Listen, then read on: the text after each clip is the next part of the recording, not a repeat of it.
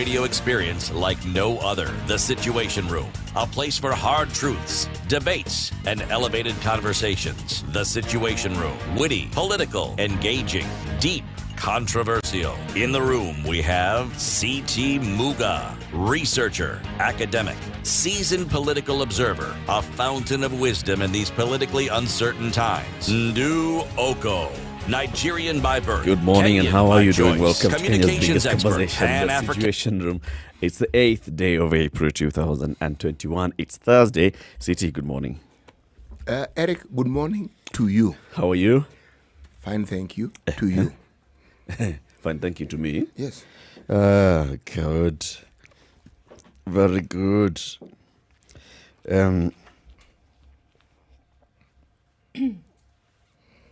There's a note I had written here. I don't remember when. I think this was to you, City. Note. You guys write notes to each other? Yes. Oh, wow. I mean, we write to everybody else. Why shouldn't we write to each other? Yeah. This one was to you. John needed to get a certain shot. So he needed you to move. Okay, so John has been vaccinated. Okay, so he now has his shot. Nice. So he now has his shot. Maybe it's not vaccination. Maybe it's actually treatment. Okay. It's usually moved to the left. I have moved to the left. Yes. Welcome to the Situation Room, Ndu. Good morning, Eric. How are you? I'm fine, thank you. Are you very well? Yes. Very good. You addressed matters of national importance yesterday? Absolutely. And everybody has fallen in line. IMF has done what it's supposed to have done. IMF has done what they were going to do all along anyway. Okay. As long as you and IMF are good. Sawa. It's good. It's all good. It's all good. Yeah, because we told people yesterday that you had listened to the cries of Kenyans and you had volunteered to go to Washington and plead on behalf of the government of the Republic of Kenya. Telling IMF to ignore Kenyans on Twitter. Okay. And you did a good job. Sterling performance. They actually ignored. You are going to get that next appointment. It will be me. Some appointments are coming up. I thought people were losing jobs. So that others can take them. Not in the numbers that will occur once IMF get their pound of flesh. The numbers will be interesting, and it's the public sector that will hemorrhage the most. What will just reduce is the number of ghost workers. Actually, back to the days of structural adjustment, my friend, we sometimes forget that IMF have been studying us for the longest time. It's not as though they sit back and we tell them and they just believe. They know, and they now know where they've got us. All these things. And you see, this is where now the government gets clever. It is not us. It's IMF. Yes. Now, do you understand why we're avoiding taking their money? Because unfortunately, when you sign that deal with them, this is what they do. So next time when we tell you we are reluctant to take their money, please understand that it's in your best interest that we don't take such money. Given the fact that the interest rate they actually charge is lower than anything that we are paying for right now, okay, then IMF have gone further. Eurobond said it's okay. Kenya, it's okay. It's okay. You can borrow. At this particular point in time, okay. It's all right. we understand. Yes, you go and Eurobond yourselves to oblivion. It is okay. Yes, but just borrow. Borrow. Go ahead. What's the big deal? Go ahead. Let's see how that pans out. So, on the show today, we'll have a number of conversations on all manner of things. Just keep it right here, because there are very many things to discuss. Even just trying to understand Eurobond and all those things, and the higher taxation. And you're complaining about fuel prices going up. Get used to it. Wait a moment. IMF will be blamed for those fuel rises. Just wait and see. It will be IMF's fault. Wait and see. This story of electricity cut, reduced daily, IMF. Just wait and see. Yeah. If the government reneges on a promise they made to some other individuals, IMF, you wait and see. And now because of IMF, we need to have that referendum. And because of IMF, to entrench our sovereignty. Because that referendum now gives us more representatives, and that's better. Yes, and when we are many, it we means can now. even when we talk to IMF, we're talking like many people. Yes. Thank you. Can't joke with us. Chess and say. Then yesterday there was this all back and forth. AstraZeneca in the country, side effects. People have reported side effects. What's the situation? Deputy Director of the Pharmacy and Poisons Board is speaking in a meeting. He just reads from his computer, gives some figures. Then later, Ministry of Health says no. It's not true. Later, Pharmacy and Poisons Board says this was a misreporting. Now we blame the media. It was misquoted out of context. The thing is, there are people who have reported to hospital with some side effects. Those have gone into the data and it has been captured from the health facilities, and that data has gone all the way up to the Pharmacy and Poisons Board, and it's there. Now, somebody has had a miscarriage. Somebody has died. Now, is there any link to this particular vaccine? Misreporting, according to Pharmacy and Poisons Board, is that there was a link. But the Pharmacy and Poisons Board says they didn't. Wait, hatukusema hivyo. Hatukusema hivyo. Anyway, we'll look at that later. We will. But now, see, the thing is still spreading in the community. Council of Governors says it's a very good thing that we saw the lockdown and the measures that were taken, the drastic measures to declare this disease-prone area and to lock it up, because now that has seen a direct reduction in the positivity rate. Council of Governors says that positivity rate has dropped by about 6% in a week. Well, the reason they're saying that is because the last couple of days we've seen the number of cases in the country under 500. But unfortunately, yesterday, having seen the cases that were reported in Kenya, with 1,543 cases, so the Council of Governors is seeing positivity rate drop based on cases under 500 between Monday and Wednesday. Today's Thursday, right? So between Monday and Wednesday, yesterday now, unfortunately, those cases tripled. So if you look at what Kenya saw the day before, now with 141,000 cases rather. Yesterday, the cases stood at 1,523, I beg your pardon, with 18 new deaths. The day before was 394 cases. The day before that, 460 cases. 911 cases before that. Look at where we were on Monday, having been a holiday, and we normally see, we normally see that after a weekend on Monday, the cases would be quite low because of what they were able to collate, people being away from these centers, right? Coming back into the days after the holidays or after the weekend, you would then see higher number of cases. Now, if they're basing this positivity rate of a drop coming to 6% on the last couple of days, it would be interesting to see how these numbers that were then gotten yesterday affect. It was out this of rate. how many samples? Because that's the other thing. It's a positivity rate is based on sample. X number of new cases, X number of samples. What is the sample size that gave us the 1,000? I have to look for that one. I have to look for that and find the information. I mean, it's readily available. We'll get it in a minute from the Ministry of Health Information.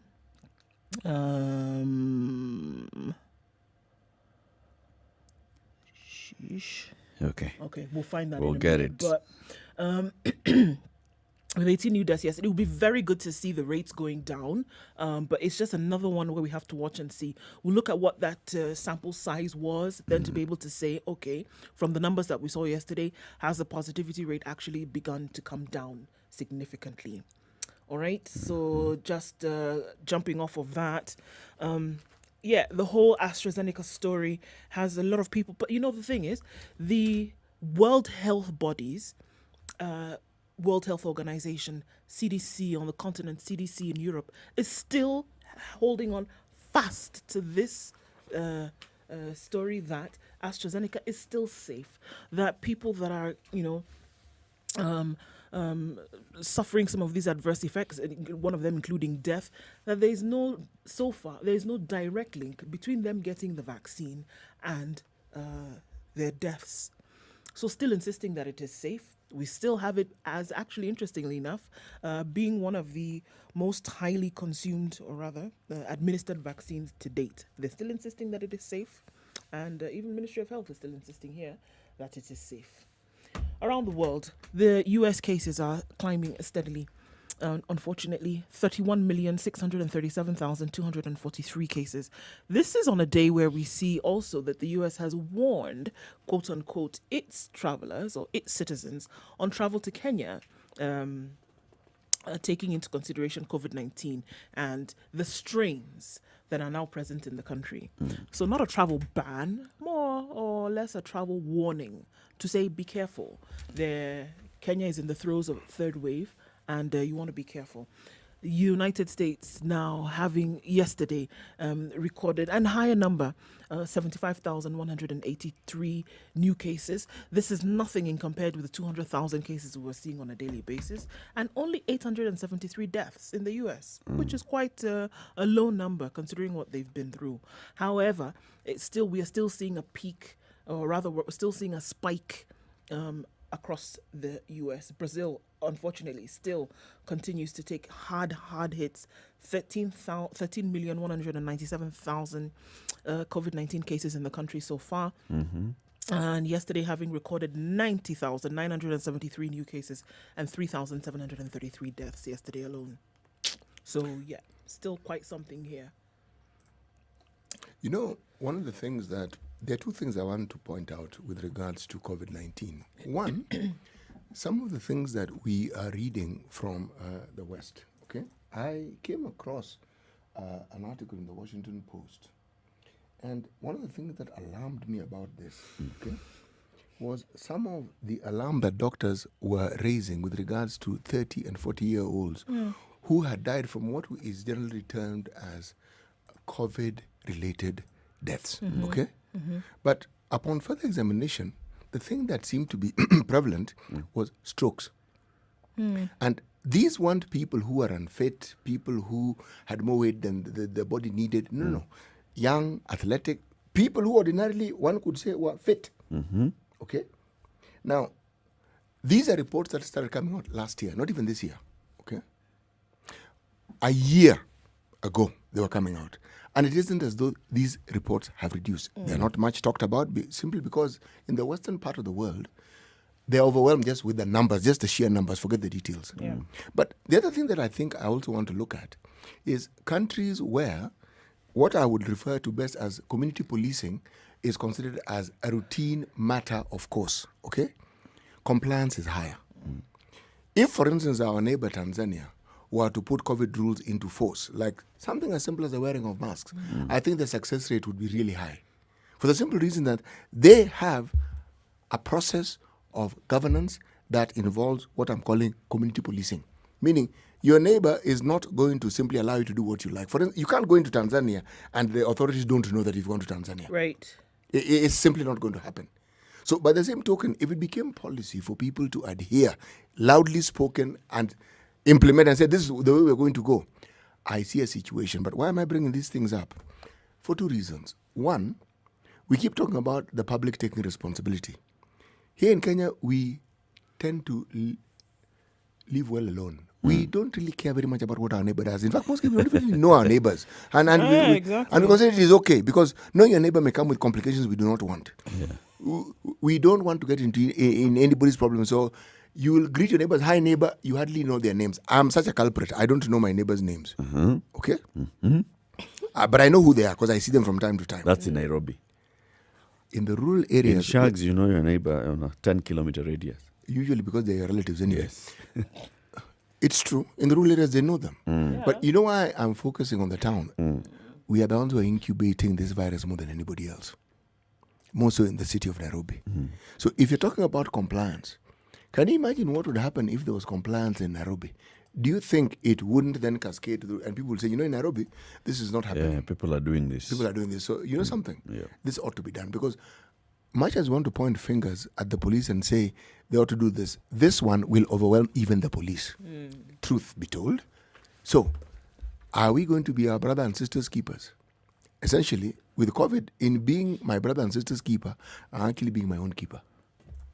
True. There's a point you in tired? there's a point in Kenya where people actually try to do that. Remember, where they were reporting and calling cops on neighbors and saying, these guys are hosting a party. There's something happening here, and then all that went. You realize, so I'm calling the cops on my neighbor. My neighbor will be arrested, taken to a congested police cell, and yet those top dogs up there are just eating the money.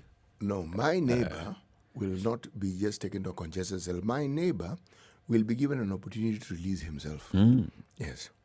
So he'll find ways and means. You see, again, I'm glad you mentioned it. That's really the point. We seem to think that when you report something bad, you're doing something wrong. It's the same way with whistleblowers. Whistleblowers in this country suffer. You point to something that is wrong. Oh, God help you. God help you. You think you're doing good. My friend, you will suffer like you've never suffered before. Yeah. The person who reported that issue, Kenya Airports Authority employee at JKIA, pointed and said, this particular airline from this particular country, despite the job gone immediately. It's like, how dare you? The prevalent and dominant culture is you do not speak the truth or point to wrong. You don't. Nyamaza bana, ishi maisha yako.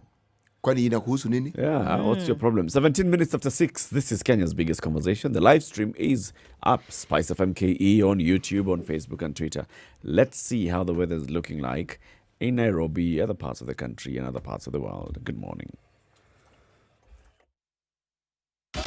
24/7 around the world, non-stop. This is Spice FM.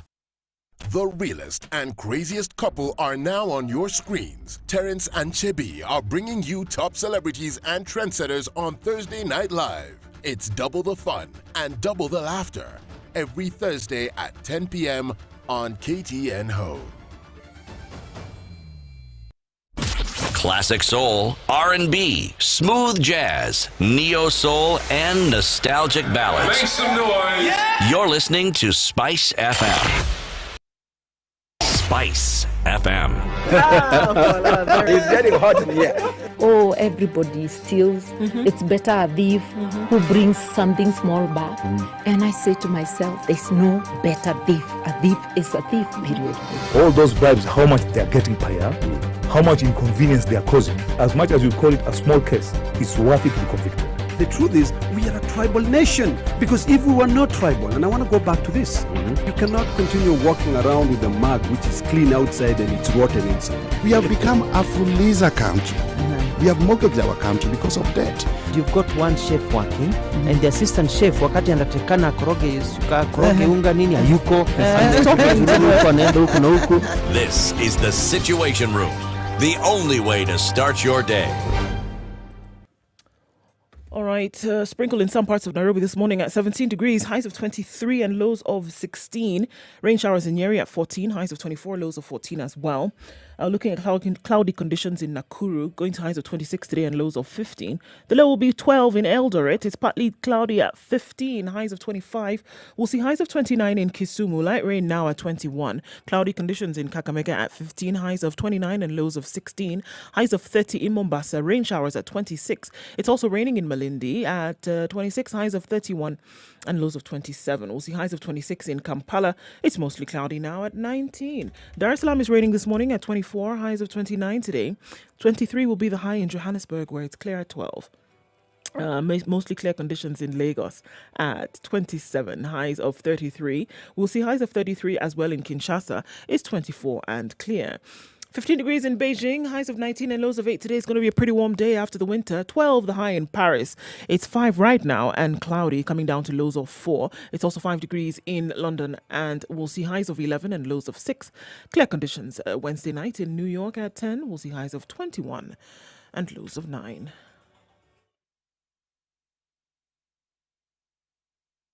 Spice FM. Spice up your life.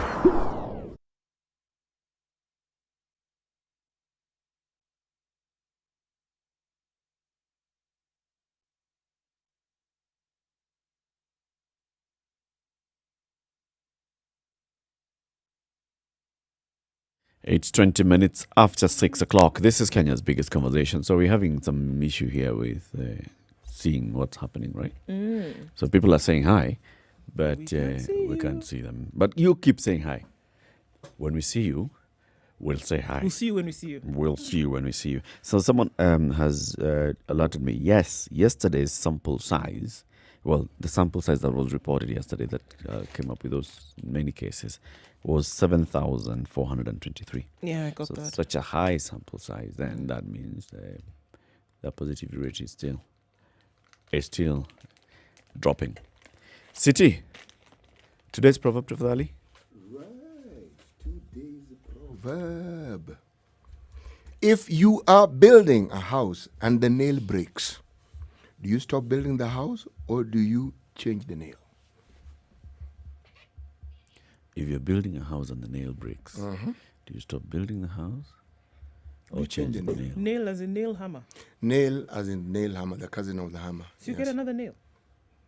Thank you. You form an inquiry. Eric, you need to go back to the hardware.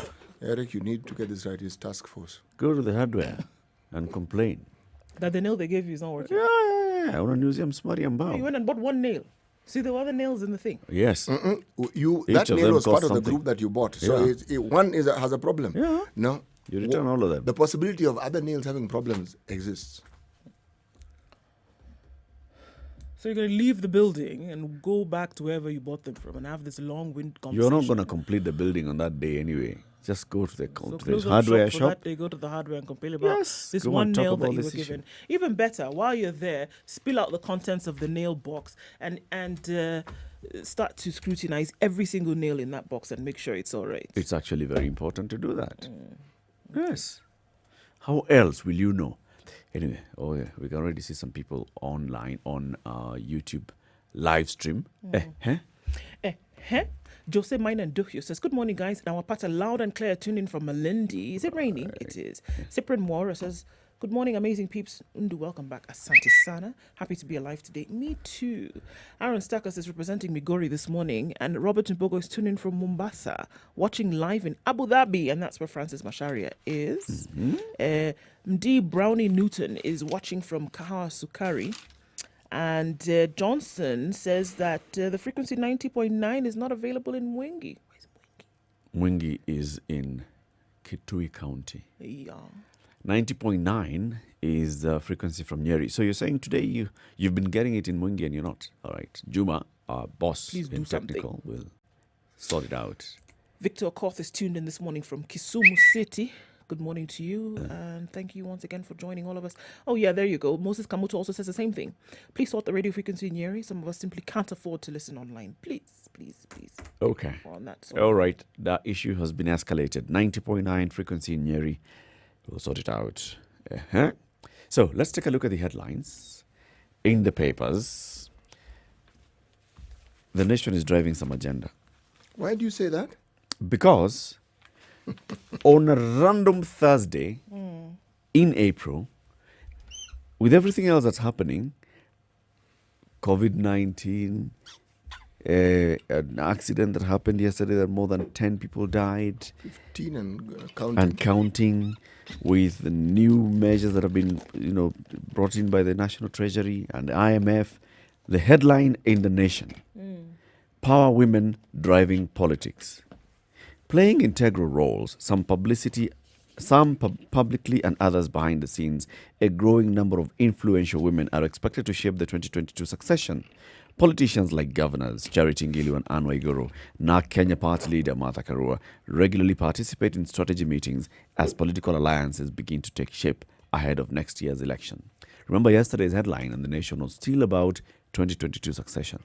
This is the reason why I'm saying the nation is driving some certain agenda about 2022 and coalitions building.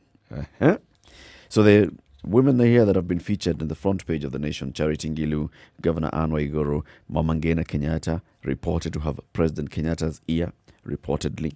It's not very clear. Margaret Kenyatta, the First Lady, has won hearts with her campaign.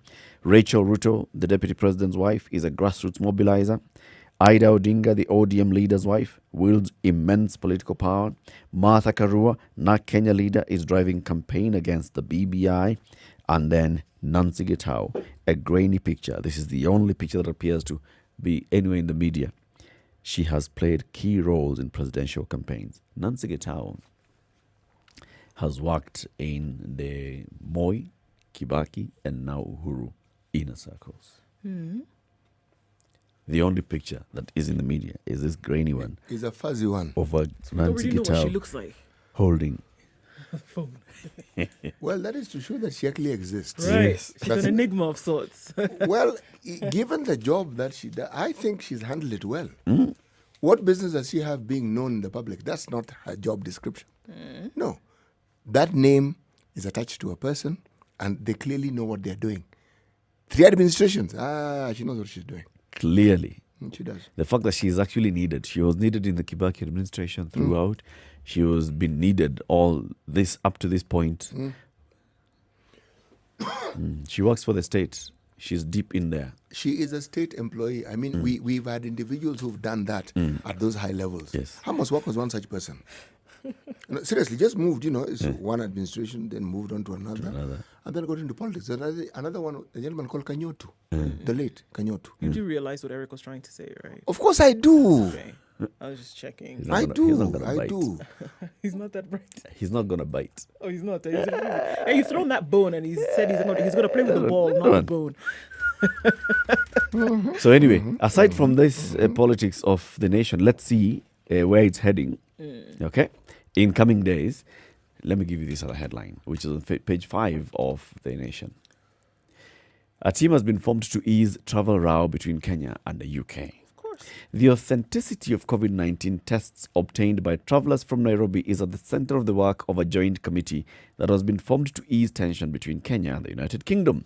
Foreign Affairs Cabinet Secretary Rachel Omamo and her British counterpart Dominic Raab spoke by phone yesterday, days after both sides imposed the ban on travel between the two countries. The Ministry of Foreign Affairs says Omamo had positive deliberations with Raab and they agreed on the establishment of a joint emergency committee to address the restrictions. A spokesman of the UK High Commission in Nairobi said the two ministers discussed the strength of the relationship on trade, regional security and health and agreed to establish a joint team to work together on addressing the restrictions. Diplomats in Nairobi told the Nation that the team would first seek to address the mismatch in what constitutes a genuine travel certificate. Kenya and Britain demand that arriving passengers have a valid negative PCR certificate. It must have been taken no more than 72 hours before arrival. One of the reasons cited by Britain last week when it took the decision to ban travellers from Kenya is that more than a third have been testing positive 2 days after arrival. London was saying that some of these travellers might have been forging travel documents or that the testing was not standard. So they're like, so now what you're saying is that people who are boarding at JKIA and have done some tests in this country, you're basically questioning the authenticity of rates. Mnasema huyu ni Elizabeth Ane paipai ambalo limepimwa likaambiwa uko negative wewe enda UK. Paipai. We saw this happening in Tanzania. We are just neighbors. Wading deeper into the row, if you ask me. Because all that happens when you say that is now you get people to pull up their collars and say, what? So you're even now saying the tests in our country are fake. So we are substandard in our tests. But this is what lends our itself to our PCR certificates are fake. Are fake. Is it because we're on the continent? Do you see where this conversation is going? See, one benefit of not manufacturing some of these kits, because if we were, they would say, so we'll just tell you, folks, we imported this. We got this thing from you people. But they're saying the certificate is what could be fake. The certificate could also be fake. Since when does an international situation like this one spiral down to now the issue of fake and unfake certificates? Remember the article that I spoke of yesterday that was published in the Business Daily? Why do I always call this Daily Business? Don't worry. Okay. If we were to simply go by numbers, data, statistics, okay?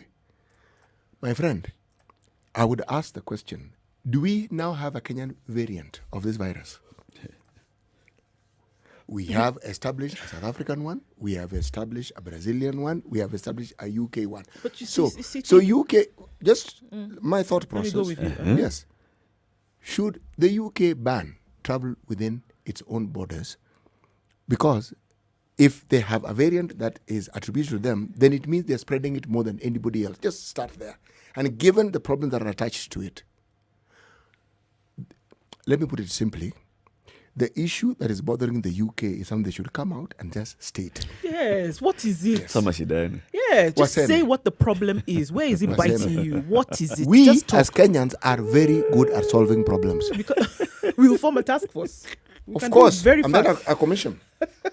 Now we have formed one. Yes. And if it's a matter that involves international relationships, there's a committee in Parliament that deals with such things. Deal. We can even send them to Dubai. It's unfortunate that the chairman of that committee just died the other day of COVID. But that's not. This is Kenya. There's a replacement. In fact, there's a queue. There's a of vice chair. There was a replacement before. Yes. We can help the UK. They're having difficulty solving this problem. No, but they should first say they should just be, it's okay, be open your mouth and say, this is the problem. Because they didn't start with Kenya. I keep reminding you, Rwanda, there was something itching them there. They're still not being able to let go of that particular bone. Pakistan, they have that problem.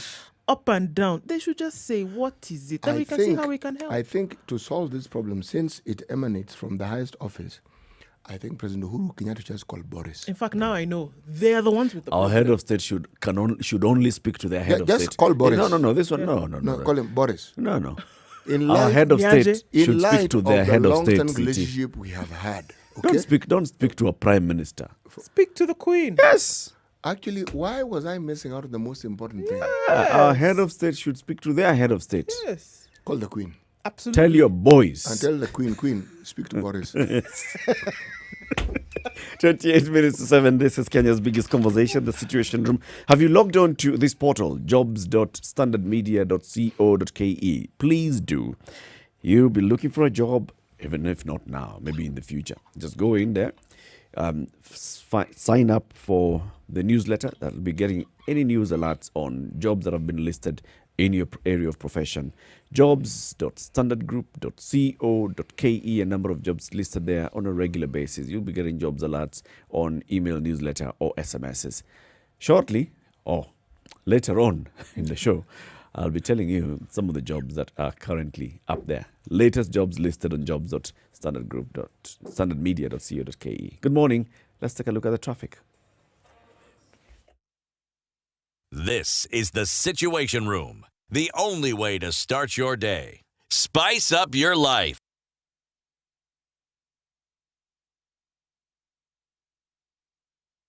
Spice FM.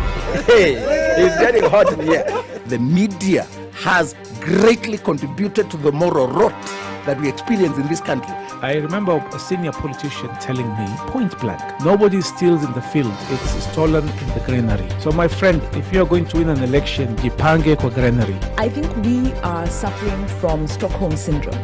Our violator and abuser is also our redeemer in our mind. The whole political class, the whole political institution is rotten. It is based on ideals that cannot progress. Traffic. All right, looking at what the traffic looks like this morning. It's going to be slow on Mombasa Road for a while. We know that for sure. There are a couple of accidents that have already happened right around GM this morning, General Motors, and as usual, it's going to be slow. I think some folks have tried to forget about the fact that Mombasa Road exists, and as soon as you get out of your house, try to find the longer route into the CBD. But we're going to keep an eye on Mombasa Road today and see what that traffic looks like. Coming in and out of Thika Road is not too bad today, guys. Already piling up on Kiambu Road, but be able to get through that without too much of a headache. Right, okay, coming out of Westlands also looks pretty good right about now, in and out of the CBD. It's going to clog up already around the Uhuru Highway. This is coming off Mombasa Road, so this is what we expect to see through most parts of the morning. All right, so let's talk about what it looks like in other parts of the city in a bit. Talk to us on SpiceFM KE on Twitter or text on 40127. Okay, so KWS is needed at some parts around Mombasa Road. We'll give you details about that in a bit.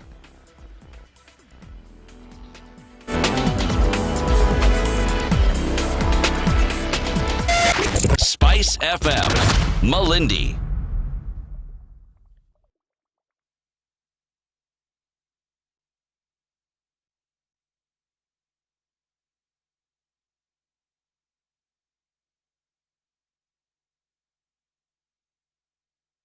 25 to 7. Other headlines? All right. So IMF okays Kenya's Eurobond plan as job cuts loom. That's on the front page of the Standard. It's a vicious cycle already. The International Monetary Fund endorses the plan to borrow up to 508 billion shillings. Do the math. And repay other expensive loans as thousands of civil service and parastatals face job cuts, or rather face the axe in IMF's tough terms. This is carried on page 6, 7 and 32 of the Standard. So now, this has come out, I mean, it's clear that was already done. The decision had already been made by the time that we were feeling the jitters and the effects of the volcano. So let's look at some of the details of this particular new deal. Right. They've endorsed it. 508 billion. President Uhuru Kenyatta's government plans to use this to repay other expensive loans. So you're taking from Peter to pay Paul. That's very clear what's happening here. Besides using the money to roll over maturing loans, Kenya is also expected to use this cash to fund high-yielding infrastructure projects in what is aimed at preventing a repeat of the speculation that surrounded the first Eurobond. IMF has said this in a detailed report on the 253 billion credit facility that has far-reaching effects, including increasing taxes and cutting spending to reduce debt levels. The program will run over the next 38 months. The borrowing plan, according to IMF report, under the program allows for another $5 billion, which is this 508 billion shillings, Eurobond issuance to be used exclusively for debt management operations, which could include a refinancing of the 2024 Eurobond and retiring of relatively expensive syndicated loans. That's brilliant. So it's being used to pay loans, all right? To restructure. Oh, okay. Pay loans. This adds to the debt burden, which is expected to hit over 10 trillion shillings by the time President Uhuru Kenyatta's last budget is implemented by the end of June 2023. There are plans to raise the debt ceiling from the current 9 trillion shillings. Kenya said the IMF did not have the headroom to take more commercial loans, such as Eurobond and syndicated loans from commercial banks. So Kenya didn't have any wiggle room to go to anyone else for this money. So they agreed to Kenya's requests. However, the IMF insisted that the funds be used to finance projects that are critical for Kenya's development strategy and have high economic and social returns, and for which concessional financing is not available. So as far as they're concerned, this money is to go towards these projects. Additionally, the money can be used for liability management operations, for example, repaying other expensive external loans as they mature, which some analysts fear amounts to using an expensive loan to repay another expensive loan. It comes at a time when there's public anger over the government's runaway debt spilled over into the social media pages of the Washington-based institution, with some petitioning the IMF to withhold the loan until the government shows how it will spend or how it has spent its previous loans. You know, when you read it, it has no option but to sound really good. Yeah. But it is going to fight. This narrative will fight against a narrative that I think has taken hold for the longest time. When we talk about debts, and this is the narrative that I'm speaking about, we, those who are in power, will continue borrowing more money, and we want you to believe that even when you complain about mismanagement, it's actually good for you. It's good when you complain. No, it's good that it's mismanaged. Oh, great. Okay. That's why we are borrowing more, so that we can continue with this good thing of mismanaging this money that we have borrowed. Okay? But the other thing we also want you to understand is that when we don't fulfill our promises, please, it's also good for you. Because we, as your leaders, have this privilege, and we want you to understand this privilege is good. We have the privilege of mismanaging your resources, lying to you about the promises we have made, but more importantly, for leaders like ourselves, it is necessary when you're a leader to be someone whose word cannot be trusted. It is important. That is an aspect of leadership we want you to understand fully, okay? And then, just so that you understand that we really have your interests at heart, anything we tell you that is politically inclined, that, my friends, fellow countrymen, ladies and gentlemen, boys and girls, is the way to go. It is actually the path to prosperity. Now, that's the narrative. All that stuff that you've read is going to fight against. Because if you listen to the conversation we've had about this borrowing, my friend, why would somebody want to decline? Why these Kenyans who are protesting, they're not mad, they're not ill-informed. In fact, they're actually well-informed. Now, this narrative that I've just read, let us see if you are to put it in a ring to fight against this. Who do you think is going to come up on top? The one with money. Yep. So, I think the issue here is, and I see there's this story on page 6 of the Standard, why the anger over the loan is misguided. Basically, it's an explainer written by the Standard, Dominic Omondi of the Standard. Is there any chance that the petition signed by more than 220,000 people will achieve its objective? And he quotes somebody who's called Mboyi Wagasha, an economist and former advisor to the president, who says, a state cannot die or cannot be allowed to die, but you cannot sweep mistakes under the bridge on the pretext that past mistakes are spilled. What you have to do is to take advantage of any new resources to reform public finances so that you don't have any more spilled milk.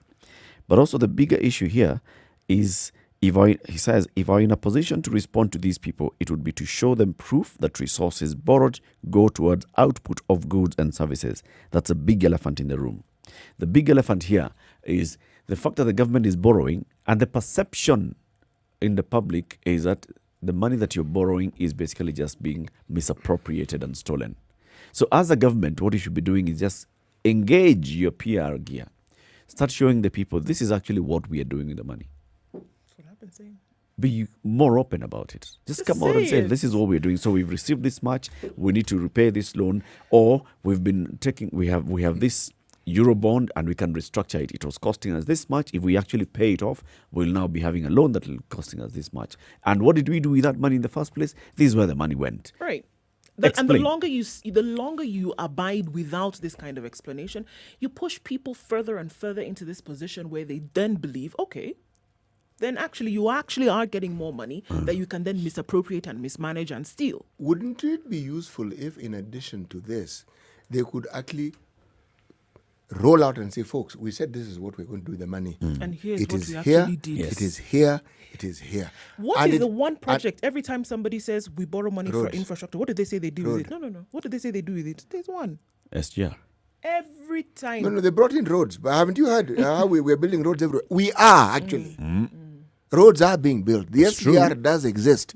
And it even moved from Nairobi and go to Naivasha. It is also true that the old railway network is actually being revamped as well. It is true. Yeah. All that is true. At what cost? Precisely. The Precisely. cost. This is a government that basically is refusing to face that reality. Yeah.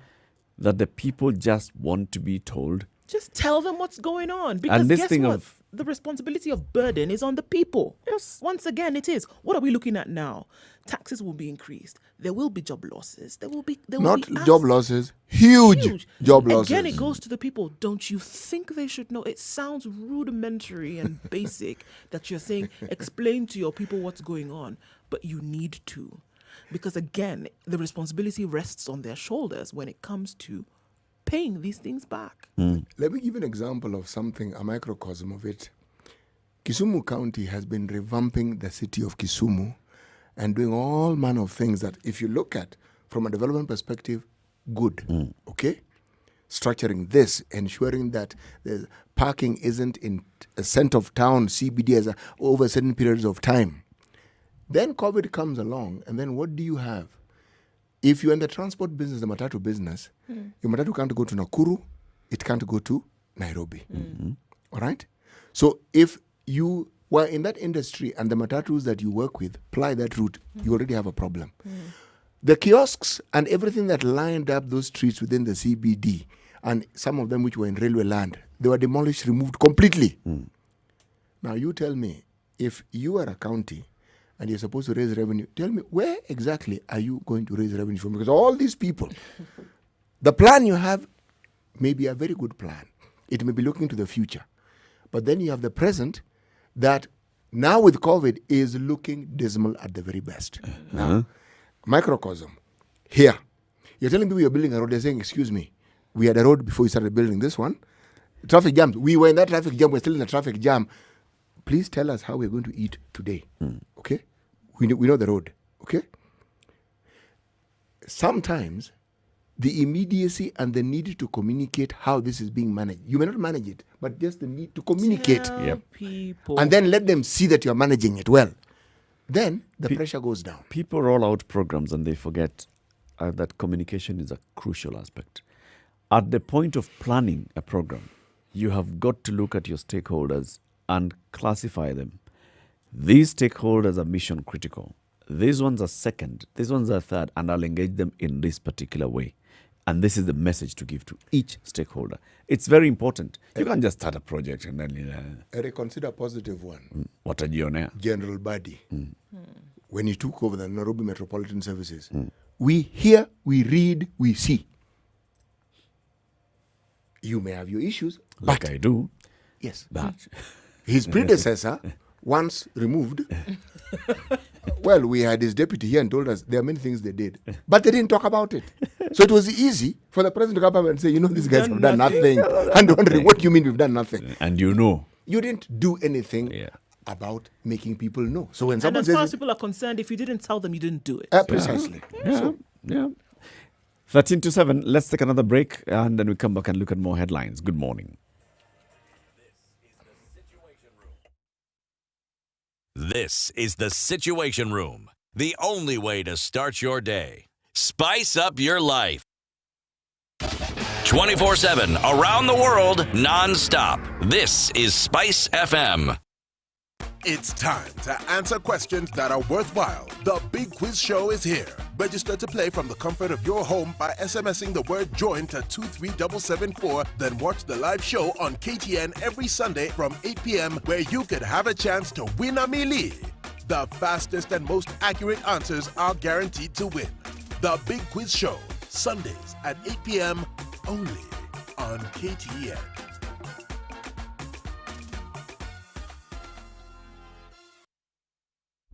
Classic soul, R&B, smooth jazz, neo soul, and nostalgic ballads. Make some noise. Yeah! You're listening to Spice FM.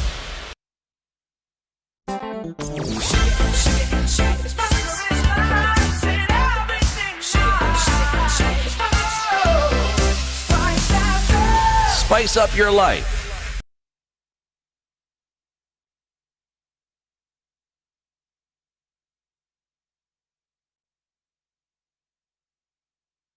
Twelve to 7. City, what are you looking at in the daily business?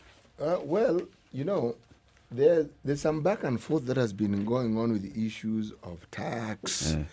And let me just read what we were talking about earlier on because it's a headline. Yes. IMF pushes for fuel tax rise in... I think IMF, they have an office here. Of course they do. In Upper Hill. Yes, they do. All right? Yep, they do. We should remove any benefits that they get, like any tax rebates and all. Let the officers here pay tax. Feel the pinch and buy. Yes. Okay, anyway, go on. Well, let me just read it so that your angst can actually have adequate fuel. According to this particular article by a gentleman by the name of Otiato Guguyu, the Treasury is under pressure from the IMF to double the value-added tax, VAT. We're talking about reducing it. Double it currently on 8%. all petroleum products in an effort to cut budget deficit and tame public borrowing. Right. Nice. Isn't this lovely? It was zero. IMF applied pressure. Parliament attempted to apply reverse pressure. They arrived at 8%. Now they want it to go straight back to 16. Actually, if I know how these things work, 16 will be the minimal it will go to. That thing is going to go to probably 30. It will keep going. Yeah. Yep. Right. Now, just so that our listeners understand the breakdown of fuel costs. Yes. Some when we last mentioned it, some people may not have been listening. This is how it goes, okay? All right. Category, super, diesel, kerosene. Product costs. Super, 49.84. This is Kenya shillings per litre. Landed cost. And your landed cost. See, I'm just breaking it down. Yes. Ile cost yani yake. Imefika tu pale kabla pot. hajavalishwa nguo. That one, okay? Diesel, 46.82. Kerosene, 42.96. Then now we get to the interesting bits. Okay? Ikianza Distribution kuvaa and viatu. storage, 3 shillings and 25 cents. That's for super. Diesel, 3 shillings and 1 cent. 1 cent. Hold your breath. Kerosene, 2 shillings and 98 cents. All right. Okay, margins. Usually that means profit margin. Super, 12 shillings, 12.19. Diesel, 12.36. There's more there. Kerosene, 12.36. So kerosene, diesel, margin is same. It's only in super where it is reduced. Okay, which tells you they know many people want to use diesel for transportation. All right, taxes and levies. Now this is the real fun part. Okay, diesel. Okay, there is 57.33. Nice. Addition. Okay, that's super. All right, diesel 45.45. Kerosene 39.55. Total. I will leave it. I understand that our readers know how to do maths. I will leave them to do the maths. But if maths is a problem this cold morning in Nairobi, total super 122.81, diesel 107.66, kerosene 97.85. Now, just take a little peek and ask yourself, if some of these levies and taxes are then doubled, what do you think is going to happen to the fuel and the attendant ripple effect when fuel costs are increased? Power, food. Well, take your pick. The list is rather long. Somebody said take it to 1,000. Actually, that is good thinking. Why are we dwindling Why with we 2 here cents? playing with 2 cents? shillings, 23, 21, 19? Round it off. Yes. 1,000. So we know exactly So where we know where we are going. Taishi. Kuna mahali tutaenda. We will walk. Some people will go. So we'll just walk. So walk. Instead of coming to work at the hour, so I'll We'll just start walking at midnight. Okay, so now that you've said walk, reminded me of late politician John Mishuki. And there's a story here that is linked to him. Gang banned years after returns to Likoni Bridge. An extortion gang dismantled by the late cabinet minister John Mishuki 16 years ago is back at the Likoni ferry in Mombasa, targeting public service vehicles and border riders, dropping passengers using the floating bridge. The gang members are now using different names in their efforts to re-establish themselves in the region. So they'd been snuffed out initially when John Mishuki came and said, this is nonsense, get them out of here. It happened. Now, unfortunately, they are back. The gang, operating in 6 groups and answerable to an overall gang dubbed Liwatoni Floating Bridge Association, is said to be demanding cash from the bridge's users. This, sources say, has driven some PSVs that have been plying the Likoni route out of business. The group operates in the full glare of security agents tasked to protect pedestrians crossing between the island to Likoni mainland. A spot check by The Standard shows the gang issues receipts for the illegal levies every day.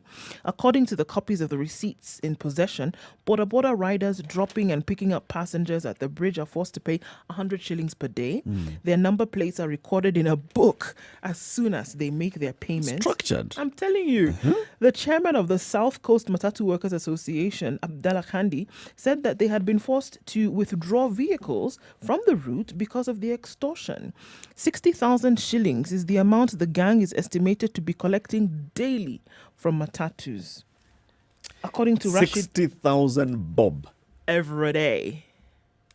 And they write it down and they offer receipts and, they take down your number plate so they know if you've paid today and if you've not paid tomorrow, kind of thing. This isn't new. No, it's not. It's come back. It was there. Forget coming back. This is something that was attributed to the Mungiki. Another and group. the coast, that group that was just branch. Yes, it was branch. Nairobi, here. Mungiki, Yeah. best known. There was Kamjeshi. There were all sorts of groups that were doing this thing in Nairobi. I mean, this isn't something that is new. But ask yourselves the question, those who are prolific about it extended it to other security services. Another service provision, like they would provide you with water, even electricity. Listen to what one of the association's leaders has said. We are not a criminal gang. The money we collect is legal. And even the local administration officials are aware. We have been operating in these areas for the last 4 months. So as far as they're concerned, People know what's going on, so why are we being called criminals? So does he justify? Does he explain what they use the money for? It could be, it's not extortion. It's actually Matatu crew here who are members of this. It's a circle. We just collect the money. Actually, if you look at very many public service vehicles, I'm calling them public service. Let me call it public transportation. Okay, people who are in the transportation business. There are groups of people called touts. These people, they are those who you see going into the matatu. They are those who channel and manage passengers. They earn money from this. They do. And they are registered. Some have even gone to the degree where they are owners of vehicles along the routes that they manage. So it's a business that has been ordered, meaning it's orderly. Listen to this. According to the group secretary, Miss Mwana Hamisi Bakari, the group has over 100 registered members, and the money collected daily is used for maintenance. Can you imagine a group can just form like that? Anyway, yes. It's used for maintenance activities such as ensuring the bridge is clean. There you go. Most of our youth are jobless and have the benefit from this bridge, according to Bakri. And she added that the police and other security agencies are aware of their existence. You will find, basically, by the way, that there's some legit explanation about what happens here. All right? There's a Kazimtani. There are youth those ones who are collecting are paid. There are those that who are told provide security around here. So the security operators know that if anything happened at the Liwatoni Bridge, we know who to talk to. So they'll make sure that nothing is happening. All right? It's safety. Cleanliness, like you're saying. But then, that's just a portion of the money that there's a top dog somewhere who has some serious political connections. Absolutely. Who is making a kill out of this. 60,000 bob a day, you're not going to tell me you're paying 60,000 bob a day to these fellows to clean up the bridge. No, not only that. What is it that makes it criminal? Well, people feel extorted. That the bridge to use the bridge is free. Yes, so you're paying money. You see, you've done a number of things as a matatu operator. Yes. Okay. Already. You have paid PSV. You're paying the local authorities. Road license. All those things that you're doing, and you expect that because I've paid, all the services should be provided. Be taken care of. Why should I pay anything extra than to use this? Look, the rule is really very simple. Pay us so that we don't rob you. Kama utaki. Well, if a problem befalls you, then look, do you really think that what people refer to as the Mungiki menace, because it was a menace in very many parts of the country, you think it proliferated because all they did was cause terror and mayhem all the time? The answer is no. No. They offered some kind of protection. Yes, and why was that protection accepted? Because those who are mandated to carry out some of those functions were not doing their so job. They left this vacuum and somebody saw it and filled it. Social vigilante took it. Yes, took they over. filled it. That is what they did. Yep. This tells you a lot about everything there. The county commissioner, the county government, everybody who is supposed to be doing something. There's something that they're not doing. There's something they're not doing. And that's why now the youth find it necessary for them to come 4 months. No, At least. It is sanctioned. Since the floating everybody is bridge aware. The problem is that it will now morph into something else. That will not be controllable. Something infinitely uglier. It already has morphed in that direction. Because if you talk about a group of people who actually have a cash cow and have money, they'll morph into something else. Bigger. This is Kenya's biggest conversation, the Situation Room. Now we're talking about youth empowerment, at the Liwatoni Bridge in Mombasa. Let's talk about youth empowerment countrywide. Are you aware of this organization called the National Youth Council? It's not a fly-by-night thing like this one. No, it's actually established by law and an act of parliament. And we'll be talking to the CEO of the National Youth Council shortly. Good morning. It's now 7 o'clock.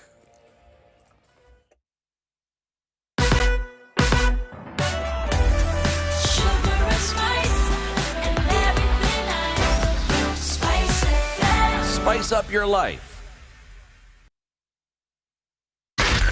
SpiceFM, Nakuru.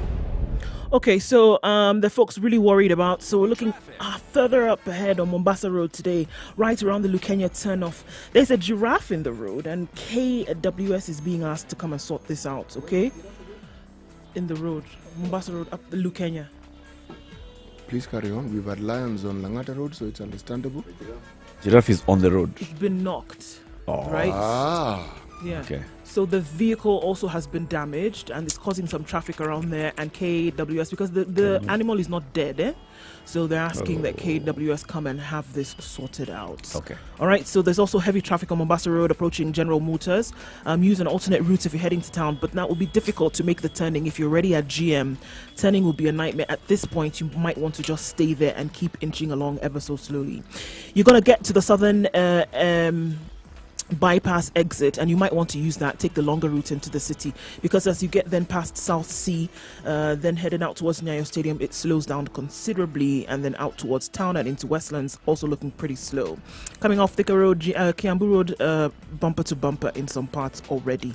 So let's keep a lookout in terms of what's happening on the roads this morning. Let us know how we can help us out too. SpiceFM KE on Twitter, text on 40127.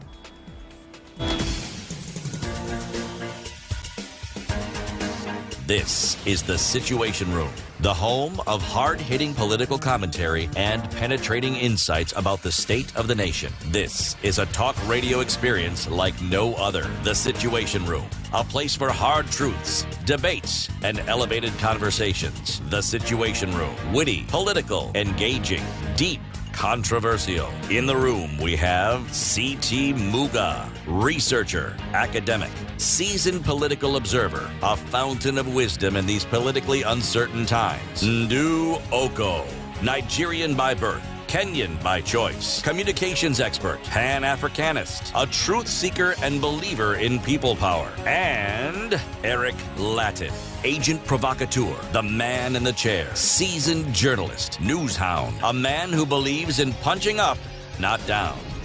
This is The Situation Room, the only way to start your day.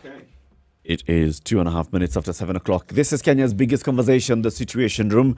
We're live in Nairobi 94.4, Mombasa 87.9, Kisumu 102.5, Nakuru is 96.0, 96.7 in Eldoret, Malindi is 97.7. Our Nyeri frequency is 90.9, and those who are not able to get us, our team is actually on site. We are also live now on KTN Home for the next 2 hours, as well as streaming the show on SpiceFM KE, on YouTube, on Facebook and Twitter. CT, today's proverb. If you are building a house and the nail breaks, do you stop building the house or do you change the nail? Why is the proverb asking me a question? Just give me the answer. That's the whole point of the proverb. Whether it is a statement or a question, it's supposed to elicit a reaction. Does Hari have blessing? Thank you. Doesn't want to think. Yes, I applaud you for doing what is required. You've responded. Good. And your mind at some point is turning, and a proverb is house. Stop. Wait until you hear the house proverb I have for tomorrow. Oh, wow. Okay. Coming soon, the trailer. Coming soon. Okay. So let's talk about youth empowerment, okay? This is something we're talking about. Kazim Tani, what do the youth need to do? What do they need to see happening? Now, in recognition of all number of things that have been happening in the country, number one, a bigger population of this republic is actually the youth. Those below 35 comprise more than half, close to 2/3 of the population. Two, seeing the things that happened, especially after the post-election violence of 2008, and the conversation that started coming up of, okay, we need to empower the youth, engage them positively. Three, government decided to come up with a policy, a national youth policy. Four, government went ahead and enacted a law called the National Youth Council Act in 2009. And then it has structures of how the Youth Council should operate, blah, blah, blah. Came into operation in 2012. The current CEO of the National Youth Council is a gentleman called Roy Sasaka Telewa. Roy Telewa, CEO of National Youth Council. He joins us now on the line. Good morning, Roy. Good morning. Good morning. Welcome to the Situation Room. It's good to have you. Thank you so much. I'm happy to be in the Situation Room. Now, the first thing is National Youth Council. There are many people who will hear National Youth Council and they'll be like, okay, it's one of those bunge mtaani things, those ad hoc organizations. So this one is actually a state organization. Yes, well, actually, when you look at it, you've done a very good overview of who we are. And a realization of Section 55 of the Constitution. You see, our Constitution has provided that we should have a platform where young people can get room to associate, be represented, and be heard. And when you look at Section 55, it's one of the sections of the Constitution that provides an affirmative action for the young people. So the setup and enactment of National Youth Council is purely to actually realize that section of the Constitution. Amongst other agencies, I know there is also Anti-FGM Board. There are other agencies like Youth Enterprise Fund. There is a Wezo Fund. But the major one that talks about representation and inclusivity of young people is the National Youth Council. Let me ask this question. I like what you're saying. I even like the idea that such an association, an organization, such a council exists. Now, would you be so kind as to tell us how exactly all these wonderful things that this particular organization was set up to achieve, how it has gone about the business of achieving them throughout the country? Okay, first of all, just a clarification, it's not an association, it's a council. Like the Council for People Living with Disability and any other government agency. And that informs how it's structured, where we are anchored in the Ministry of ICT and Innovation, which provides the overall oversight. And then, of course, we have the board, which is the council, and then the secretariat. Now, when you look at how we've been able to achieve our mandates, and our mandates majorly, I can mention, for the essence of sharing with my fellow young people, is on advocacy, research, and pushing for inclusivity and representation of the young people. How we've gone across to do this is from the council, we have the secretariat. The council is young people across the country. And those young people now represent the youth from the grassroots. And that's how, when you look at the composition of the council, is unique from any other state agency, where we start with the elections from the ward level up until the council. And then those young people now represent the respective areas that they're coming from. So when you look at how do we achieve this, is to make sure that when you're talking about decision-making table, do we have young people at that table? Do we have young people sitting on boards representing other young people? Do we have young people in task forces? Do we have young people harnessing and voicing the concerns of the very young people? So the model of for the National Youth Council is to make sure that at every decision table that is there, we have a voice of the young people. We've made headway in terms of representation, though we are still not so. The percentages are not so good in terms of representation, but we know that with the continued advocacy, we are going to have that heard by the young people. When you look at how we've been able. Please, sorry, go ahead. Yes, when you look at how we've been able to actually champion our mandate, we roll out activities and programs by the young people across the country. I know we also we really leverage so much in terms of strategic partnerships to make sure that we co-create programs that are for young people, targeting young people across the country, and to cushion young people also in all areas. Okay. Clearly, I misunderstood when I referred to it as an association. It's an arm of government. What I really want to know is, within the 47 counties we have in this country, if one wanted to be in touch with this particular arm of government, where would we find this particular arm of government? And how would we then know that the activities that you've mentioned very clearly are actually being manifested within the structure of the county governments? Now, what we've done as the National Youth Council, we have the State Department for Youth, which is actually the State Department that we are domiciled in, and we are domiciled in the Ministry of ICT. So under the State Department, we have youth officers. We have youth officers across all the constituencies in the country. And we have also regional youth officers at the regional levels. So when you look at how do we harness and work together, so those are the people you are using. In the ideal scenario, we're expecting that because the term for the existing council members has just come to an end, and our CS, together with, of course, the PS, we are working into now coming up with the National Youth Council elections. So in the new elections, then we'll have delegates from ward level who will be the representative of young people. So as we speak right now, we are in the process of planning the election. The CS is actually at the last mile of publishing the election guidelines. And then soon, in fact, with your partnership of SpiceFM, we are going to carry out a mega sensitization so that young people can come and take leadership position.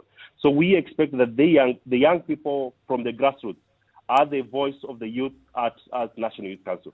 But there is no void, as per now we are using the youth officers at the constituency level. Okay, Mr. Telera, I'm at the point where if we are looking to say, okay, this is what the National Youth Council does, what are some tangible things that have then been presented in the lives of young people in Kenyans today that we can point and see this is as a result of the initiative by the National Youth Council, that we know this is actually happening because the National Youth Council had an initiative, they put it into place, and it's now in practice? What are some of those things we can see around the country before I go to my next question?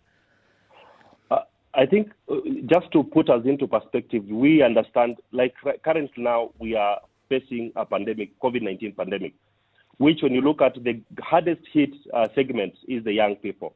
What have we been able to what has National Youth Council been able to achieve that we can say is tangible? What we did, first of all, is to marshal strategic partners in making sure that we, young people, get access to the protective gears in terms of masks, in terms of sanitizers, in terms of face masks. And we did this, and we continue doing this with our strategic partners, that is KPC, Chandaria. And as we speak right now, we are even expecting another merchandise from UK of 50,000 masks for the young people. And we are saying that young people need to continue working. But as they continue working their daily hustles, are they protected? Because some of these protective gears are costly. But if we engage strategic partners, we push on that cost for the young people. Now, we are talking about the effects, the draft effects that are coming from COVID-19. And one of it is the mental health issues that our young people are facing.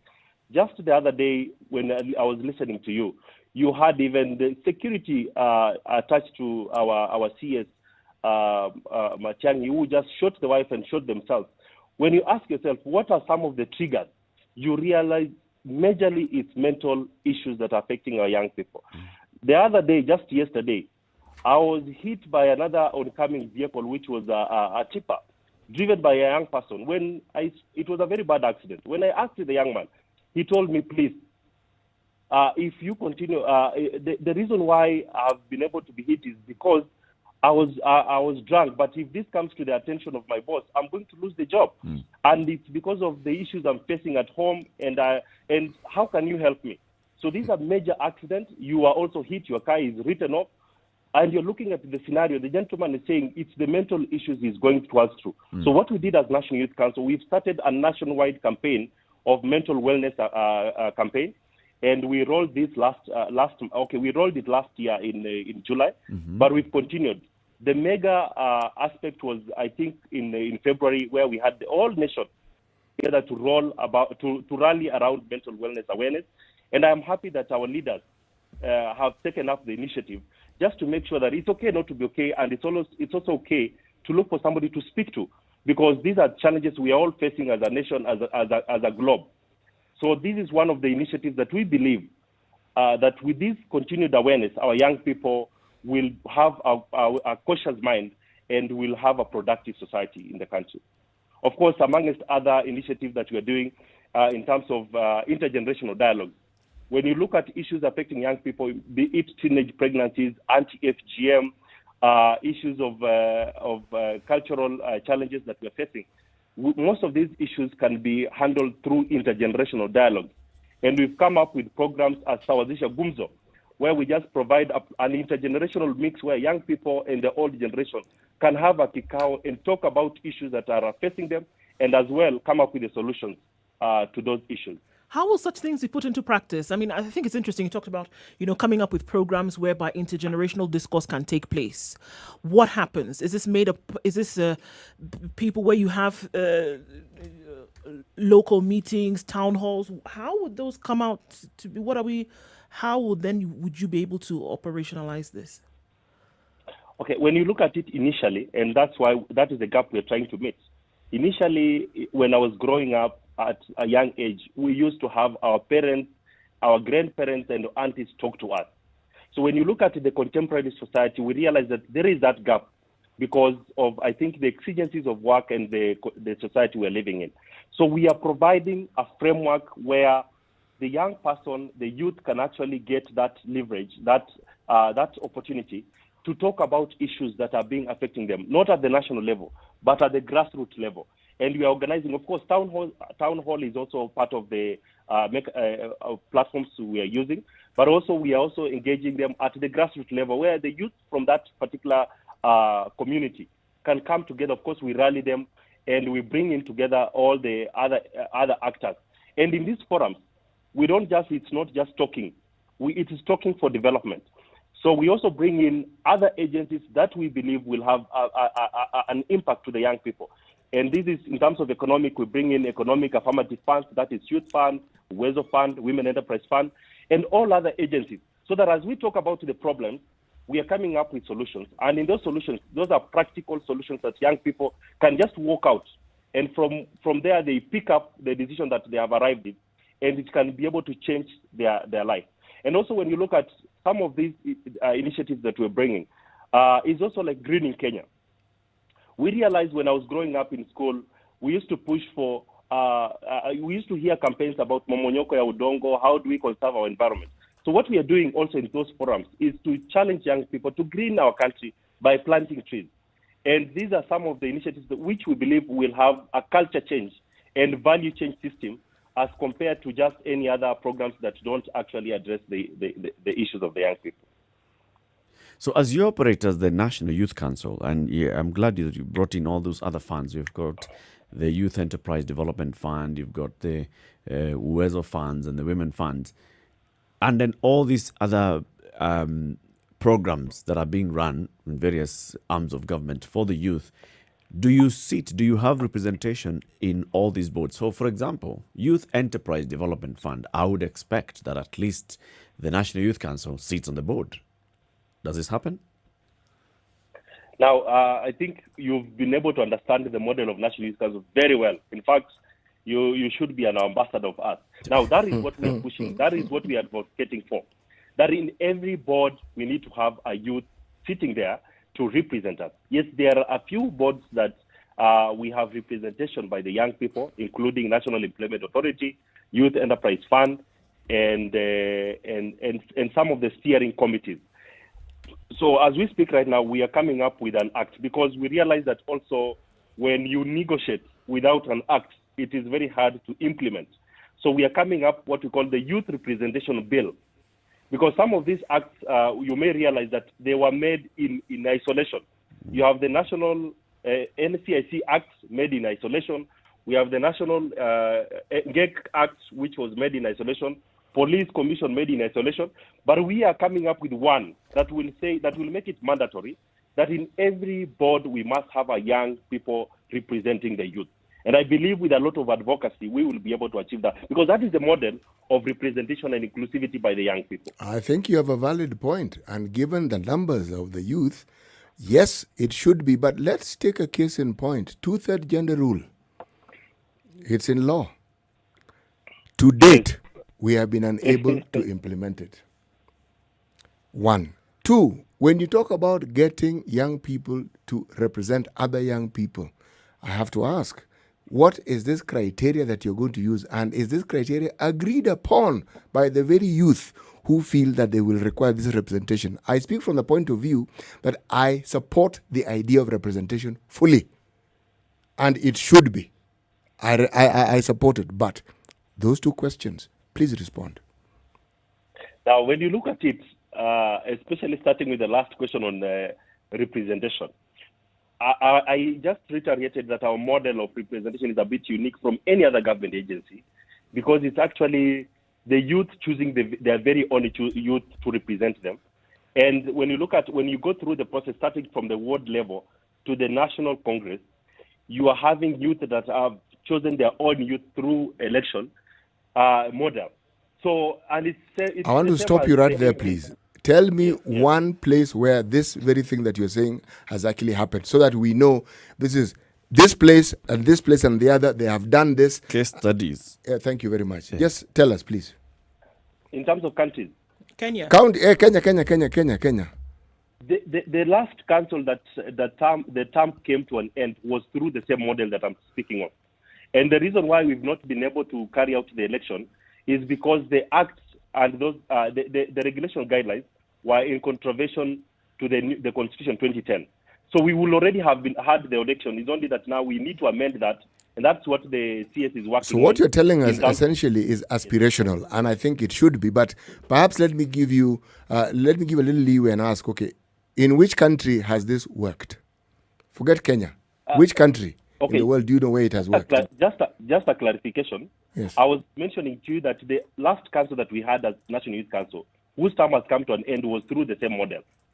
So it's not an inspiration, it's something that has been done in Kenya. So if I were to ask a youth, let's say, let me choose a county. Let me just think, Murang'a County, all right? Yes. And I would ask some youth leaders or people who are recognized youth leaders, would they recognize that they had participated in choosing members who represent them in this council that you speak of?